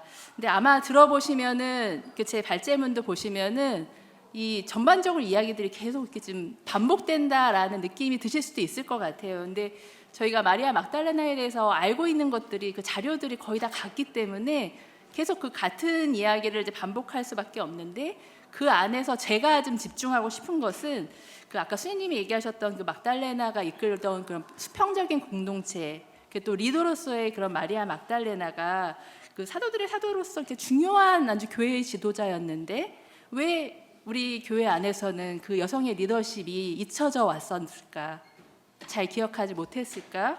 근데 또 왜 갑자기 10년 전에 프란시스코 교황님은 출기 승격을 하면서 이 여인을 다시 우리의 기억 속으로 이렇게 다시 불러 올리셨을까? 그거의 그 관점에서 조금 오늘 소개를 해드릴까 합니다. 아까 수녀님도 얘기하셨죠. 왜 이렇게 마리아가 많냐고. 네, 저도 이렇게 지금 성서 공부하다 보니까 마리아가 너무 많이 나오고 저는 맨 처음에 마리아 복음이라는 이야기 들었을 때도 당연히 성모 마리아의 복음인 줄 알았어요. 근데 이 그냥 성경 안에서의 그 마리아 이렇게 성경 우리 지금 정경으로 받아들이는 성경 안에서의 마리아라는 이름만 이렇게 뽑아봐도 한 7명이 정도가 나오는데 그 중에는 이제 4번, 5번 같은 경우는 누구의 아내이면서 누구의 엄마, 아빠이기 때문에 같은 인물이다라고 보는 학자들도 있어서 한 6명, 7명 정도가 이제 우리의 정경 성서 안에서만도 이렇게 마리아가 있지만 사실 뭐 다른 이제 뭐 문헌학 이런 거 연구하시는 분들 이렇게 하면 그 팔레스타인 지역에서 그 초세기 때 마리아라는 이름을 가진 여성, 뭐 마리안나, 뭐 마리아, 뭐 이렇게 비슷한 이름만 해도 한 20-30%는 다 마리아 계열의 이름이었다라고 할 정도로 마리아라는 이름이 많았다고 합니다. 저도 이미영이라는 이름이 되게 흔한 한국의 이름이잖아요. 저도 한 반에 저희 반에서 3명이 똑같이 이미영이었던 적이 있었거든요. 그래서 뭐 큰 마리아, 작은 마리아, 중간 마리아 막 이렇게 한 적도 있었는데 어쨌든 이렇게 똑같은 이름이 가진 마리아 중에서 지금 우리 교회 안에서 가장 중요하게 생각하는 마리아는 어떤 마리아일까요?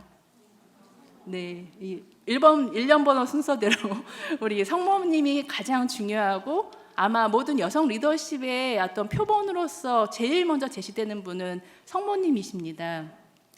근데 2000년 전으로 돌아갔을 때 예수님 공동체였을 때를 한번 생각을 해보시면은 그때도 정말 예수님의 어머니가 더 중요한 인물이었을까요? 아니요라고 얘기하시는데 이게 좀 저희가 조금 가진 자료로는 되게 한계가 있지만 저희의 그 상상을 동원해서 그 시절을 이해해 본다라고 생각을 해보면은 사실은 우리 그리스도교가 부활을 체험하고 또 부활을 증거하는 그런 공동체로서 세워진 교회라면은 그 부활의 증인이었던 마리아 막달레나가 아마도 그 초세기 때는 더 어떻게 보면 성모님보다 더 중요한 인물이 아니었을까라고 저는 생각을 합니다. 그 성경에서의 마리아 막달레나 이름이 이렇게 나오는 구절들을 이렇게 찾아보면은 그냥 아까 7마귀를 치유받은 여인이었고 예수님을 따라다녔다. 그 이야기 나온 이후에는 한동안 안 나오다가 갑자기 마리아 막달레나 이름이 많이 나오는 구절은 어느 구절인가 봤을 때 예수님의 십자가 사건 등장하면서부터 마리아 막달레나 이름이 빠지질 않습니다. 그러니까 어떤 성경에서는 뭐 예수님이 십자가에 못 박히셨을 때 그 밑에 있던 여인 중에 마리아 막달레나가 나오기도 하고 뭐 장례하기 위해서 이렇게 묻는 순간에도 마리아 막달레나 이름이 어떤 때는 언급되기도 하고 하는데 네 복음서가 공통적으로 말하는 마리아 막달레나 이름이 나오는 구절은 빈 무덤을 발견하고 사도들에게 그 기쁜 부활 소식을 전한 여자로서 네 복음서가 똑같이 얘기를 해요. 저희가 공간 복음서 3개는 같이 나온다 이런 얘기들을 하지만 4개의 복음서가 한 목소리로 한 여자의 그 삶에 대해서 증언을 하는 것은 정말 마리아 막달레나 이야기밖에 없습니다. 여러분들 아마 마르코 복음에서 성모님 찾아보세요. 성모님이 우리는 되게 중요한 인물이지만 마르코 복음에서의 그 성모님은 아들 하는 거에 대해서 이렇게 쫓아다니면서 이렇게 그만하라고 이렇게 끌어올려고 하는 그 어머니 마르리아서만 나오지 그 성모님이 그렇게 중요한 인물이 아닌 걸로 이렇게 나오거든요. 그러니까 복음서마다 약간씩 다른데 네 복음서에서 모두 빈 무덤을 처음 발견하고 사도로서 제자로서 그 부활 소식을 전한 여자로서 얘기를 합니다. 근데 이때 딱 나오고 다른 성경이나 이런 거에서는 또 사라지죠. 어느 날 갑자기 마리아도 부활을 해서 그럴까요? 아니면은 왜 갑자기 공동체에서 사라져 버렸을까요? 이게 공동체에서 사라진 건지 성경의 기록에서 사라진 건지 저희는 조금씩 구분을 해야 될 것 같은데 우리가 지금 보고 있는 성경책 그 정경에서의 복음에서는 마리아 막달레나 이름이 나오질 않습니다.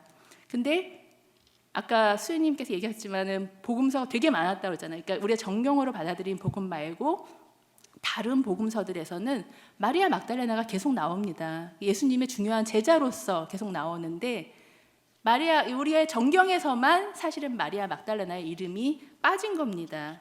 그 시절에 한 예수의 어록이라든지 뭐 예수님의 유아기 복음서라든지 여러 가지 복음서가 한 뭐 20에서 40종 정도가 더 그러니까 정경으로 안 받아들이는 외경으로 있는데 그 중에서 이제 마리아 막달레나가 아주 중요한 제자로 나오는 외경들이 그래도 꽤 있습니다. 근데 왜 정경에서는 마리아 막달레나가 복음서 외에는 나오질 않을까? 이게 이제 역사 비평 방법에서 아까 선생님도 얘기하셨지만은 우리 지금 정경을 쓰고 있는 이 그리스도교 공동체가 마리아 막달레나가 나오는 성경을 받아들이지 않은 거죠. 그러니까 벌써 그 초세기 때부터 어떻게 보면 여성의 리더십에 대해서 조금 이렇게 좀 배제하려는 흐름이 있었다라고 이제 하면서 이제 어떻게 보면은 제자로서의 마리아 막달레나의 기억은 점점 이렇게 사라져가고 대신 높아주신 분은 성모 마리아. 예수님의 어머니, 예수님을 낳으신 그 훌륭한 어머니를 낳으신 성모님에 대한 기억은 너무나도 풍요롭고 전승도 다양해지고 그런 반면에 제자로서의 마리아 막달레나는 사실 성경 기록이 안 남아 있었으면은 이분이 어떤 분인지 뭐 별로 이렇게 주목받지도 않았을 것 같아요. 그 우리 교회 그리스도교 안에서 그 기억이 혼동된 부분들이 이렇게 사실 성모님하고 마리아 막달레나하고 전승이 사실 겹치는 거나 이렇게 좀 다르게 이해되는 부분들이 종종 있습니다. 저희가 부활의 첫 증인 하면 누구로 지금 여러분들 알고 계시죠? 마리아 막달레나라고 지금 오늘 제일 주제가 되는 등장인물인데 한 5세기 정도에 나오는 또 가말리엘 복음서라는 또 다른 외경이 있는데 거기서는 부활하신 예수님이 처음 등장해서 제자들한테 가서 알리라고 하는 그 나타나는 마리아가 어머니 마리아로 나와요. 이 그림이 한 이제 15세기 정도의 그림인데 이 판데르 데 베이던이라는 작가가 그린 건데 제목도 어머니에게 나타나신 그리스도예요. 그러니까 이런 식으로 이게 부활의 첫 증인이 어머니 마리아일 거야 당연히. 딴 마리아가 그러니까 마리아라고는 들었는데 그 마리아가 이 마리아인지 생각했을 때 당연히 어머니 마리아시겠지라고 생각할 정도로 우리 교회 안에 이제 굳어졌다는 거죠. 근데 또 반대로 우리가 성모님에 대해서 이렇게 또 좀 아주 좋은 전승으로 갖고 있는 게 이제 새로운 하와 이야기 혹시 교의적으로 알고 계시나요? 네, 한 여인 창세기 한 여인 하와 때문에 이 세상에 죄가 들어왔다라고 얘기를 하면서 그런데 그러니까 어떻게 보면 하느님의 아들을 낳으리라는 그 가브리엘 천사의 부름에 피앗하고 이렇게 그 순명했던 그 여인으로 인해서 또 우리가 생명을 얻게 되었다라고 했을 때 또 새로운 하와로서 하는 것들은 이제 우리 가톨릭 교회에서는 당연히 성모님으로 생각을 하죠. 근데 이 그림을 잘 보이실지 모르겠지만 하와 창세기 하와 옆에 있는 이제 파란 옷을 입은 마리아는 아까 수녀님께서는 이제 성모 마리아라고 얘기를 하셨지만 이렇게 잘 자세히 보세요. 십자가의 곁에서 성체를 따서 사람들한테 주는 십자가의 복음을 전하는 마리아입니다. 그러니까 이게 그냥 뭐 마리아가 성모님일 수도 있지만 사실은 십자가의 그 증언을 했던 마리아 막달레나로도 볼 수가 있는 거죠. 근데 저희가 이번에 그 10주년 그 마리아 막달레나 그 축일 승격을 하면서 반포한 그 문헌에 보면은 그 대그리고리오 성인이 말씀하신 그 이야기, 새로운 하와 이야기를 또 마리아 막달레나로 이렇게 해석하신 구절을 그 축일 승포, 그러니까 축일 승격하는 선포하면서 얘기하는 그 구절을 인용을 합니다. 그러니까 에덴 동산에서 한 여자가 남자에게 죽음을 주었지만 한 여자는 무덤에서 남자들에게 생명을 선포했습니다. 이게 대그레고리오 성인, 아까 3명의 그 창녀와 뭐 이런 여자들 다 합쳐서 우리에게 혼동을 일으켰던 대그레고리오 교황께서는 또 새로운 하와를 마리아 막달레나로 보는, 해석하는 그런 측면들도 있습니다. 그러니까 이 교회 전승 안에 어떻게 보면 성모님과 마리아 막달레나의 전승이 막 뒤섞여 있는 거예요. 근데 우리는 점점 그 마리아 막달레나와 관련된 그런 전승들은, 좋은 전승은 당연히 이거는 성모님이겠지 하고서는 이제 잊혀져 왔고, 이 그 좋은 것들은 다, 모든 것들은 다 성모님께 다 온갖 짬뽕 다 합쳐서 최고의 공경을 하는 이제 그런 상황이 됐습니다. 근데 왜 그렇게 됐을까라고 이제 생각을 해보면은, 제가 생각하기에는 아까 이제 마리아 막달레나 복음서 이렇게 수녀님께서 구절을 다 읽으셨지만, 그 아까 되게 베드로하고 갈등하고 베드로 안드레하고 갈등하는 그런 부분들이 나오잖아요. 그러니까 정말 여자한테 저런 걸 줬을까? 그런 은밀한 말씀을 나누셨습니까? 정말 우리보다 더 많이 아끼셨을까요? 막 이런 식으로 이렇게 좀 불신하는 남자 제자들이 여성 리더십에 대해서 불신하는 그런 분위기가 초세기 교회부터 있었다라는 겁니다. 그 외경 성서 연구를 좀 많이 하신 이제 송혜경 박사님이 초기 그 신약 외경들을 많이 연구를 하셨는데, 이 송혜경 박사님이 이제 보기에는 그 초기 교회에는 많은 이제 여러 공동체가 있었고, 그 안에서 여성들이 세례도 주고 가르침도 하고, 어떻게 보면 지금 공동체를 이끄는 지도자로서 활약하는 그런 것들도 분명히 많이 있었을 텐데, 왜 갑자기 사라졌을까 했을 때는 2세기, 그러니까 우리 성모님에 대한 공경이 막 이렇게 발달하던 그 2세기 무렵에는 그 교부들이 사실 그 시대의 인물이잖아요. 그러니까 여성들이 이렇게 나와서 막 이렇게 지도력을 하고 이런 것들을 되게 불편해하는 교회 교부들이 사실은 그런 것들을 이제 여성들이 활동하는 것들을 많이 이렇게 주목하지 않고 좀 지워버리려고 했었고, 사실 이제 그런 과정들 속에서 마리아가 지워졌다라고 이제 그럴 법하다, 뭐 그런 이제 구절들이 이렇게 해석을 하시는데, 제가 생각해도 그렇습니다. 특히 우리 가톨릭 교회는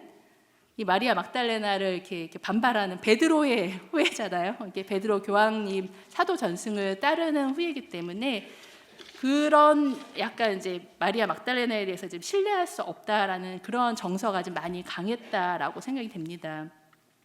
그렇지만 우리가 성경에 그런 이제 다시 성경으로 돌아가서 초세기 교회를 보면은 사도행전이나 바오로서관에만 봐도 많은 여성들의 이름이 나옵니다.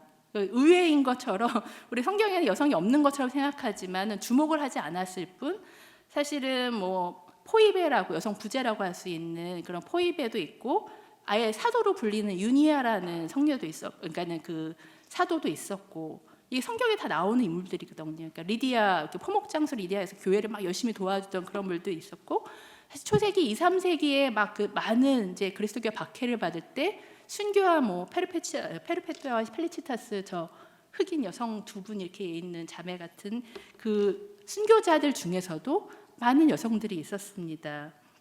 또 맨 밑에 그 십자가 들고 있는 이 헬레나 성녀 같은 경우는 이제 콘스탄티누스 대제의 어머니거든요. 그래서 사실 그리스도교가 공인받고 어떻게 보면은 그 예수님이 십자가를 발견해서 어떤 게 우리의 그 신앙의 토대를 놓은 아주 중요한 성녀 같은 그 헬레나 성녀라든지 많은 교회 여성들이 초기 교회에 많이 살아 계셨었는데, 우리 교회는 그동안 이제 잊고 있었다라는 겁니다. 그러니까 이 교회의 역사 안에서 그 잊혀짐이 한 2000년을 이어왔어요. 저희가 한 10년만 지나도 기억을 못 하는데 2000년을 이어왔는데 갑자기 그 옛날 그 기억을 어떻게 복원을 할 수 있을까? 뭐 아까 뒤늦게 성경이 발견되기도 했지만 사실 우리 가톨릭 교회 안에서의 그 가장 핵심적인 그 변환의 시점은 제2차 바티칸 공의회라고 생각을 합니다. 아까 우리 이현숙 수녀님께서 공의회 이후로 이제 마리아 막달레나를 다시 주명하는 이렇게 작업이 시작됐다라고 얘기를 하셨는데 그 공의회 작업을 좀 공의회 정신을 좀 새로운 말로 이렇게 얘기를 하신 게 프란시스코 교황님이시죠. 그러니까 우리 시노드 정신 함께 걷는 교회가 돼야 된다. 그래서 계속 얘기를 하시는 게 초대교회의 정신으로 돌아가야 된다라고 얘기를 하시면서 이 프란시스코 교황님은 초기 그러니까 재임 즉위하자마자부터 이제 여성의 역할에 대해서 조금 주목을 하셨던 것 같습니다. 우리 프란시스코 교황님이 그 어떻게 보면 사목 비전이 담긴 문헌이라고 하는 이제 복음의 기쁨에 보면은 103항에 그런 내용이 나옵니다. 그러니까 여성이 교회 안에서 더욱더 적극적인 역할을 할 수 있는 기회를 넓혀야 합니다. 이게 2013년에 나왔던 거예요. 그러니까 이 교황님은 등장하자마자 이 우리 교회에 너무 여성들이 발휘할 힘이 없다라고 생각을 하시면서 이 역할을 좀 넓혀가는 그런 것들이 중요하다라고 생각을 하셨고 그런 것들을 많이 강조를 하셨습니다. 그 우리 시노드 과정에서도 그래서 그 여성의 역할과 관련된 것들이 많이 나왔는데 그 시노드 과정에서 한 10가지 연구 그룹이 있었어요. 근데 그 이제 여성 부재직을 연구하기로 원래는 계획되어 있던 이제 5그룹이 있는데 그 5그룹은 이제 여성 부재직 논의는 이제 원래 하던 이제 다른 그룹이 있어서 하고 그쪽에서 이제 하는 걸로 여성의 직무와 뭐 역할을 어떻게 활용할 그러니까 시노드 교회 안에서 어떻게 실현할 것인가 이걸 이제 많이 논의를 했었는데 이 그룹의 보고서가 올해 봄에 한 3, 4월쯤에 나왔습니다. 근데 여기에는 이제 프란시스코 교황님이 재임하는 동안에 여성의 역할을 얼마나 확대하기 위해서 어떤 녹화를 했는가를 부록 한 6장에다가 엄청 길게 이렇게 정리를 해놨어요. 근데 뭐 주요 여러 가지 활동들이 있지만 제일 중요한 거는 이 2016년부터 이제 본격적인 변화가 나타나는데 그때 바로 이제 마리아 막달레나의 그 수길로 승격하는 교령을 발표를 하면서 부활의 증인으로서 마리아 막달레나에게 사도들 중에 사도라는 그런 칭호를 확정하게 됩니다.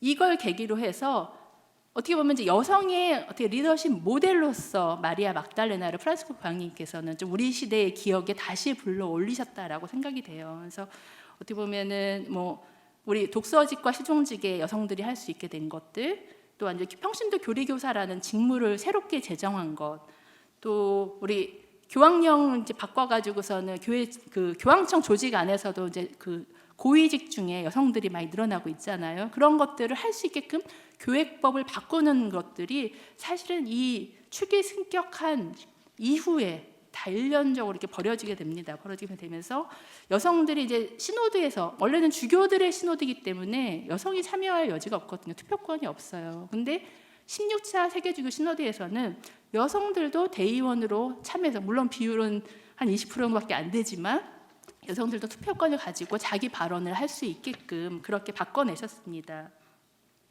이 시노드 이후에 시노드 전후해 가지고서는 얼마나 많은 여성 고위직들이 등장을 했는지 뭐 제 이름은 나열하지 않아도 많이 한 번씩은 들어보셨을 것 같아요. 그러니까 지금 교황청에 어떻게 보면은 총리격인 분, 뭐 수도자성의 장관이신 분, 뭐 인간발전부의 장관이신 분들이 다 여성으로 바뀌었습니다. 수녀님들이세요. 그리고 평신도 여성이 홍보부로 맡게 된 거는 올해 레오 교황님도 그 정신을 이어가서 계속 그 기조를 이어가고 있습니다. 그러니까 교회 지금 바티칸에서는 교회 지도부에 많은 여성들이 이제 한 명씩 두 명씩 등장하고 있는데 저희 그 시노드 과정에서 최종 문서에서는 계속 이야기를 하면서 이제 여성들의 그 사명을 위한 은사 성소 직무라는 것들을 얘기를 하면서 그 여성들이 교회 안에서 지도자 역할을 맡는 것을 막을 이유는 없다라고 최종 문서에서 이렇게 아예 못 박아놨습니다. 그러니까 어떻게 막을 이유가 없는데 그러면 왜 못 하고 있는가? 그거는 이제 우리가 바꿔내야 되는 이제 과제인 것이죠. 그 최종 문서에 그 보면은 그 마리아 막달레나의 이야기가 앞에 초반부 제 1부에 첫머리에 나옵니다. 그 시노달리타스의 심장이라고 되어 있는데 이게 하트거든요. 하트면 심장도 있지만 어떻게 보면 핵심이 되는 건데, 우리가 그 시노드 정신을 이어가는데 가장 핵심이 되는 것이 무엇인가라고 했을 때 제일 먼저 마리아 막달레나와의 이야기가 나옵니다. 이 마리아 막달레나가 이렇게 등장을 하고, 부활하신 예수님 부활하셨다는 소식을 제자들에게 전했을 때 예수님이 사랑하시는 제자가 달려가서 보고, 그다음에 그때 가장 먼저 들어가는 건 이제 베드로에게 양보하는 그런 이야기가 나오는데, 어떻게 보면 이제 사랑으로 마리아는 그걸 달려갔고, 여기서 이제 사랑받은 제자는 이제 젊음으로 제일 먼저 달려갔다. 그래서 우리 교회가 나아갈 길을 어떻게 보면 젊은이들이 가장 먼저 가서 먼저 직관적으로 보고 있고, 또 그 교회 지도자가 그것을 확인해 줄 수 있게끔 함께 가는 이런 상호 의존성이 바로 시노달리타스의 핵심을 보여준다라는 것이 이제 최종 문서에 나오면서 또 다시 한번 마리아 막달레나가 나옵니다. 그 우리 시대의 그런 이제 이런 교회 안에서 제시되던 여성 모델이 그동안은 이제 성모 마리아, 우리 어머니 여성으로서의 모습이 그동안 이제 제시가 됐다면, 시노드 교회 프란시스코 교황님 이후에는 사실 이제 새로운 여성 리더십의 모델로 마리아 막달레나를 불러냈다고 저는 생각이 됩니다. 왜 그럴까요? 이 어머니는, 저도 이제 아들이 있지만 아들이 무슨 생각하고 있는지 잘 모르겠어요. 근데 열심히 기도는 해줘요. 잘 좋은 일 하게끔. 근데 되게 아름다운 모델이죠. 근데 요즘에 오늘날의 사연을 보면은 이제 어머니가 되고 싶어하기보다는 내가 주체적으로 사도가 되고 싶어하거든요. 근데 성모님의 모델은 사실 그거 하기에는 조금 한계가 있는 것 같아요. 근데 그 예수님의 그 제자로서 동등하게 다른 제자들과 똑같이 복음을 전했던 사도로서의 마리아 막달레나의 리더십을 우리 시대에 재발견한다는 것은 우리 시노드 교회에서 좀 실현하고자 하는 그 많은 사명들을 실행하는 제자로서 우리 여성들을 다시 부르고 있다라는 생각이 좀 듭니다.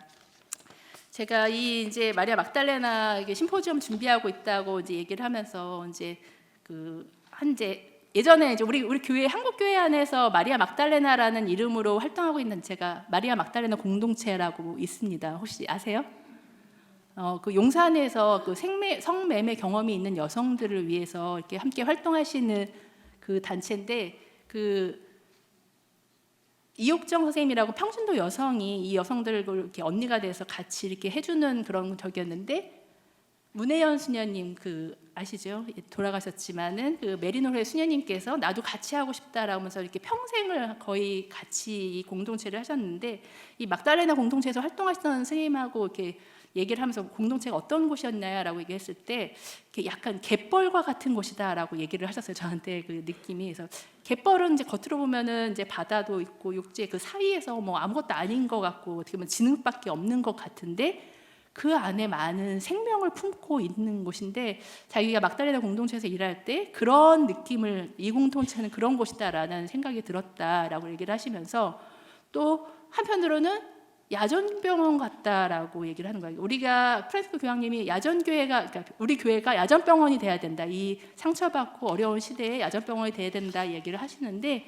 그 야전병원이 바로 이제 막달레나 공동체였던 것 같다라고 얘기를 하셨어요. 근데 제가 그 말이 너무 좋아가지고, 그럼 저 이거 심포지엄 발표할 때 한번 소개해보고 싶습니다라고 이제 하면서 이제 허락을 받고 이제 발제문에 담았지만, 지금 이 시대에 우리가 마리아 막달레나를 교회가 이렇게 호명한 것은 사실은 이렇게 상처받고 힘들어하는 이웃들에게 어떻게 보면은 그 예수님의 사랑을 가장 먼저 계속 간직하고 끝까지 기억하면서 실현하고자 했던 그 제자 마리아 막달레나의 그 리더십이 오늘 우리 여성들에게도 필요한 시대라는 어떤 도움 요청과 함께 해주길 바라는 기대라고 생각합니다. 네, 감사합니다.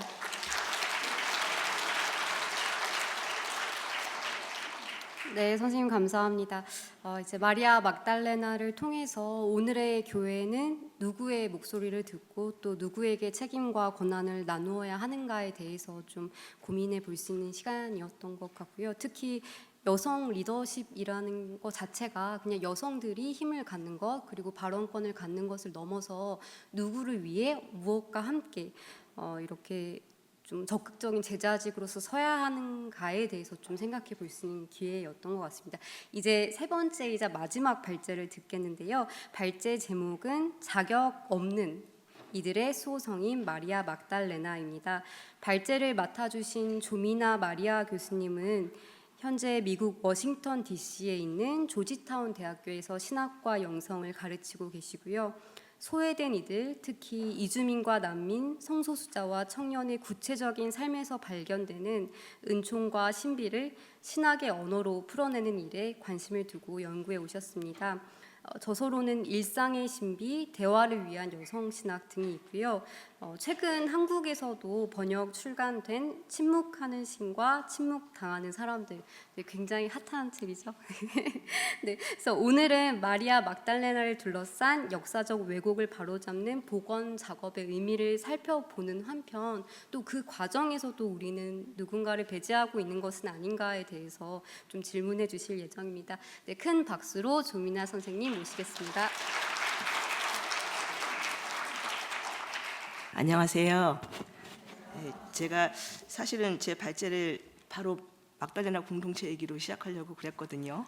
근데 통했네요, 발제자들끼리. 85년에 막달레나 공동체가 생겼고요. 그때부터 지금까지 공동체, 막달레나 집부터 시작해서 공동체로 이제 조금씩 이제 사목이 바뀐 부분도 있고 계속 남은 부분도 있고 오랜 시간 함께 하신 수녀님들 그리고 활동가들 그리고 무엇보다도 그곳에서 살고 계시고 또 거쳐가신 언니들 기억하면서 발제해 보도록 하겠습니다. 풍부한 발제를 통해서 이야기 많이 들으셨죠? 막달레나 성인만큼 신화와 과장된 서사, 왜곡으로 덧칠된 성인이 또 없을 것 같아요. 한 사람의 생애가 이토록 여러 겹의 욕망과 피로에 의해 재현된 경우도 드문 것 같아요. 핵심 사도부터 가장 깊이 예술을 이해한 수제자, 그리고 이제 막강한 영적 지도자, 그리고 중세교회는 막달레나를 성판매 여성으로, 미치광이로, 회개한 지인으로 기억을 했어요.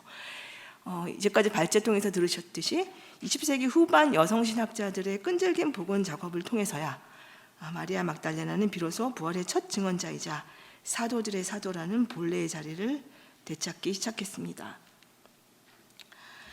이 복원이 얼마나 중요한 일인지는 이루 말할 필요도 없죠.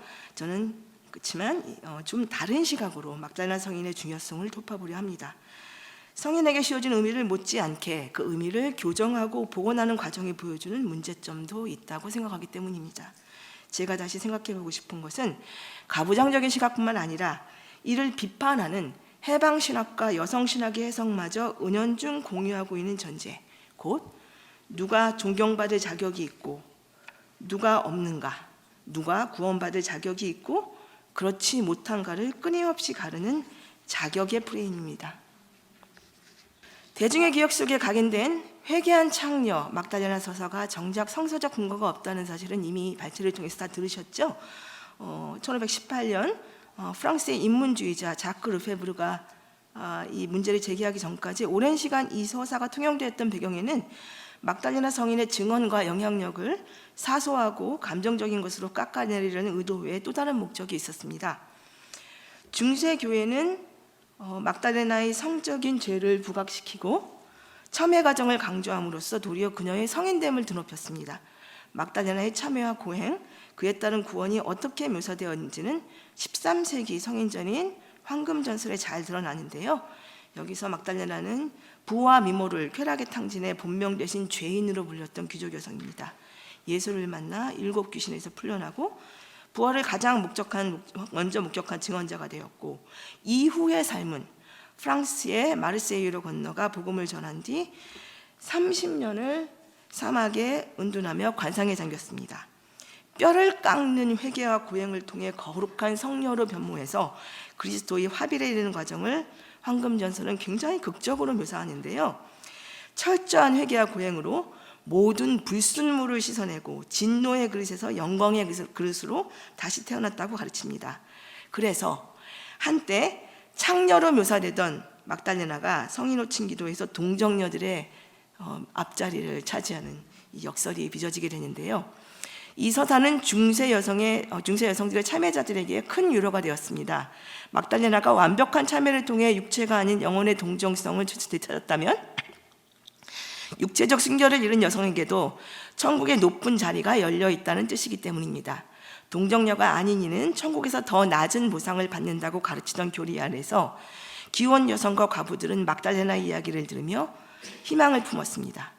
결과적으로 막달레나는 중세 후기 여성의 지위에서 상반된 두 가능성을 동시에 열어놓은 셈이죠. 한편으로 참여자들은 그녀를 본받아 성적 지위에 따라서 여성을 차별하던 교회의 위계를 흔들고 자신들도 천국의 높은 자리와 동정녀의 영광을 누릴 권리가 있다고 주장할 수 있었죠.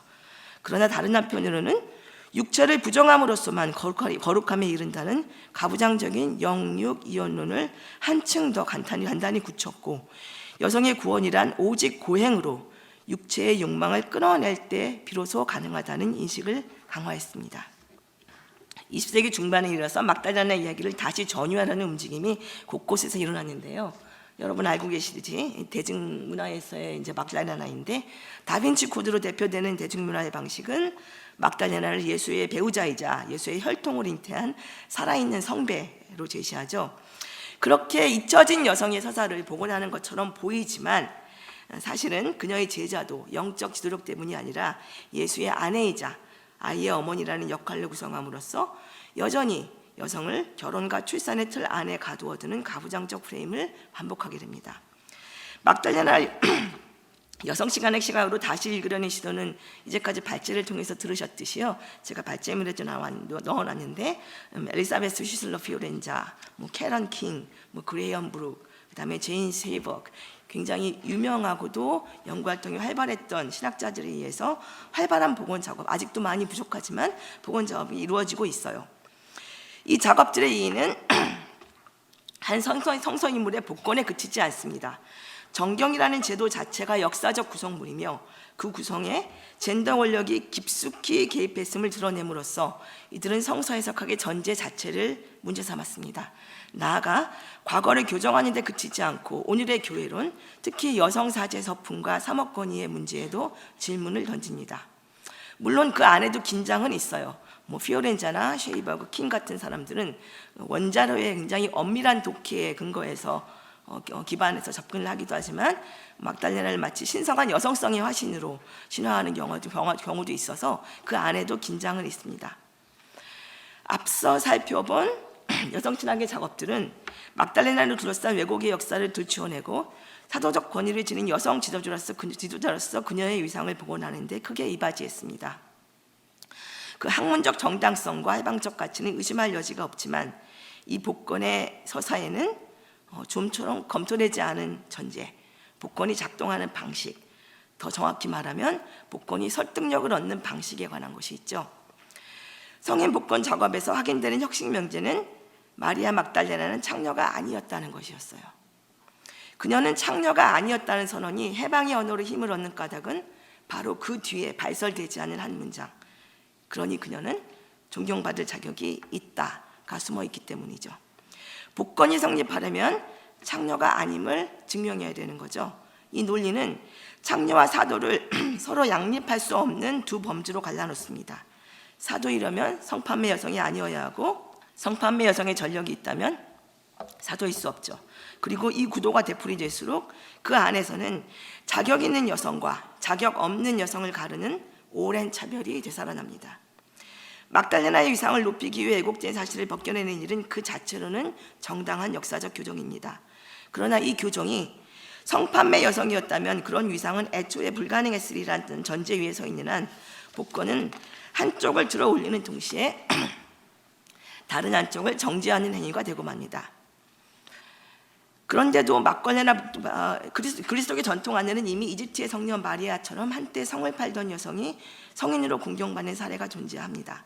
성판매의 이력이 성인됨을 원천적으로 가로막지 않는다는 사실을 교회의 전통이 이미 증언하고 있는 셈이죠. 그런데도 막달레나의 복권은 여성 신학자들에게조차 그녀는 창녀가 아니었다는 증명이 중요했어요. 복권의 수사가 성판매 여성들을 구원받을 자격이 없는 죄인으로 묘사하는 차별의 이데올로기에 기대했으면 우리는 해방의 담론 속에서 억압의 논리가 되살아난 장면을 목격하고 있는 셈입니다.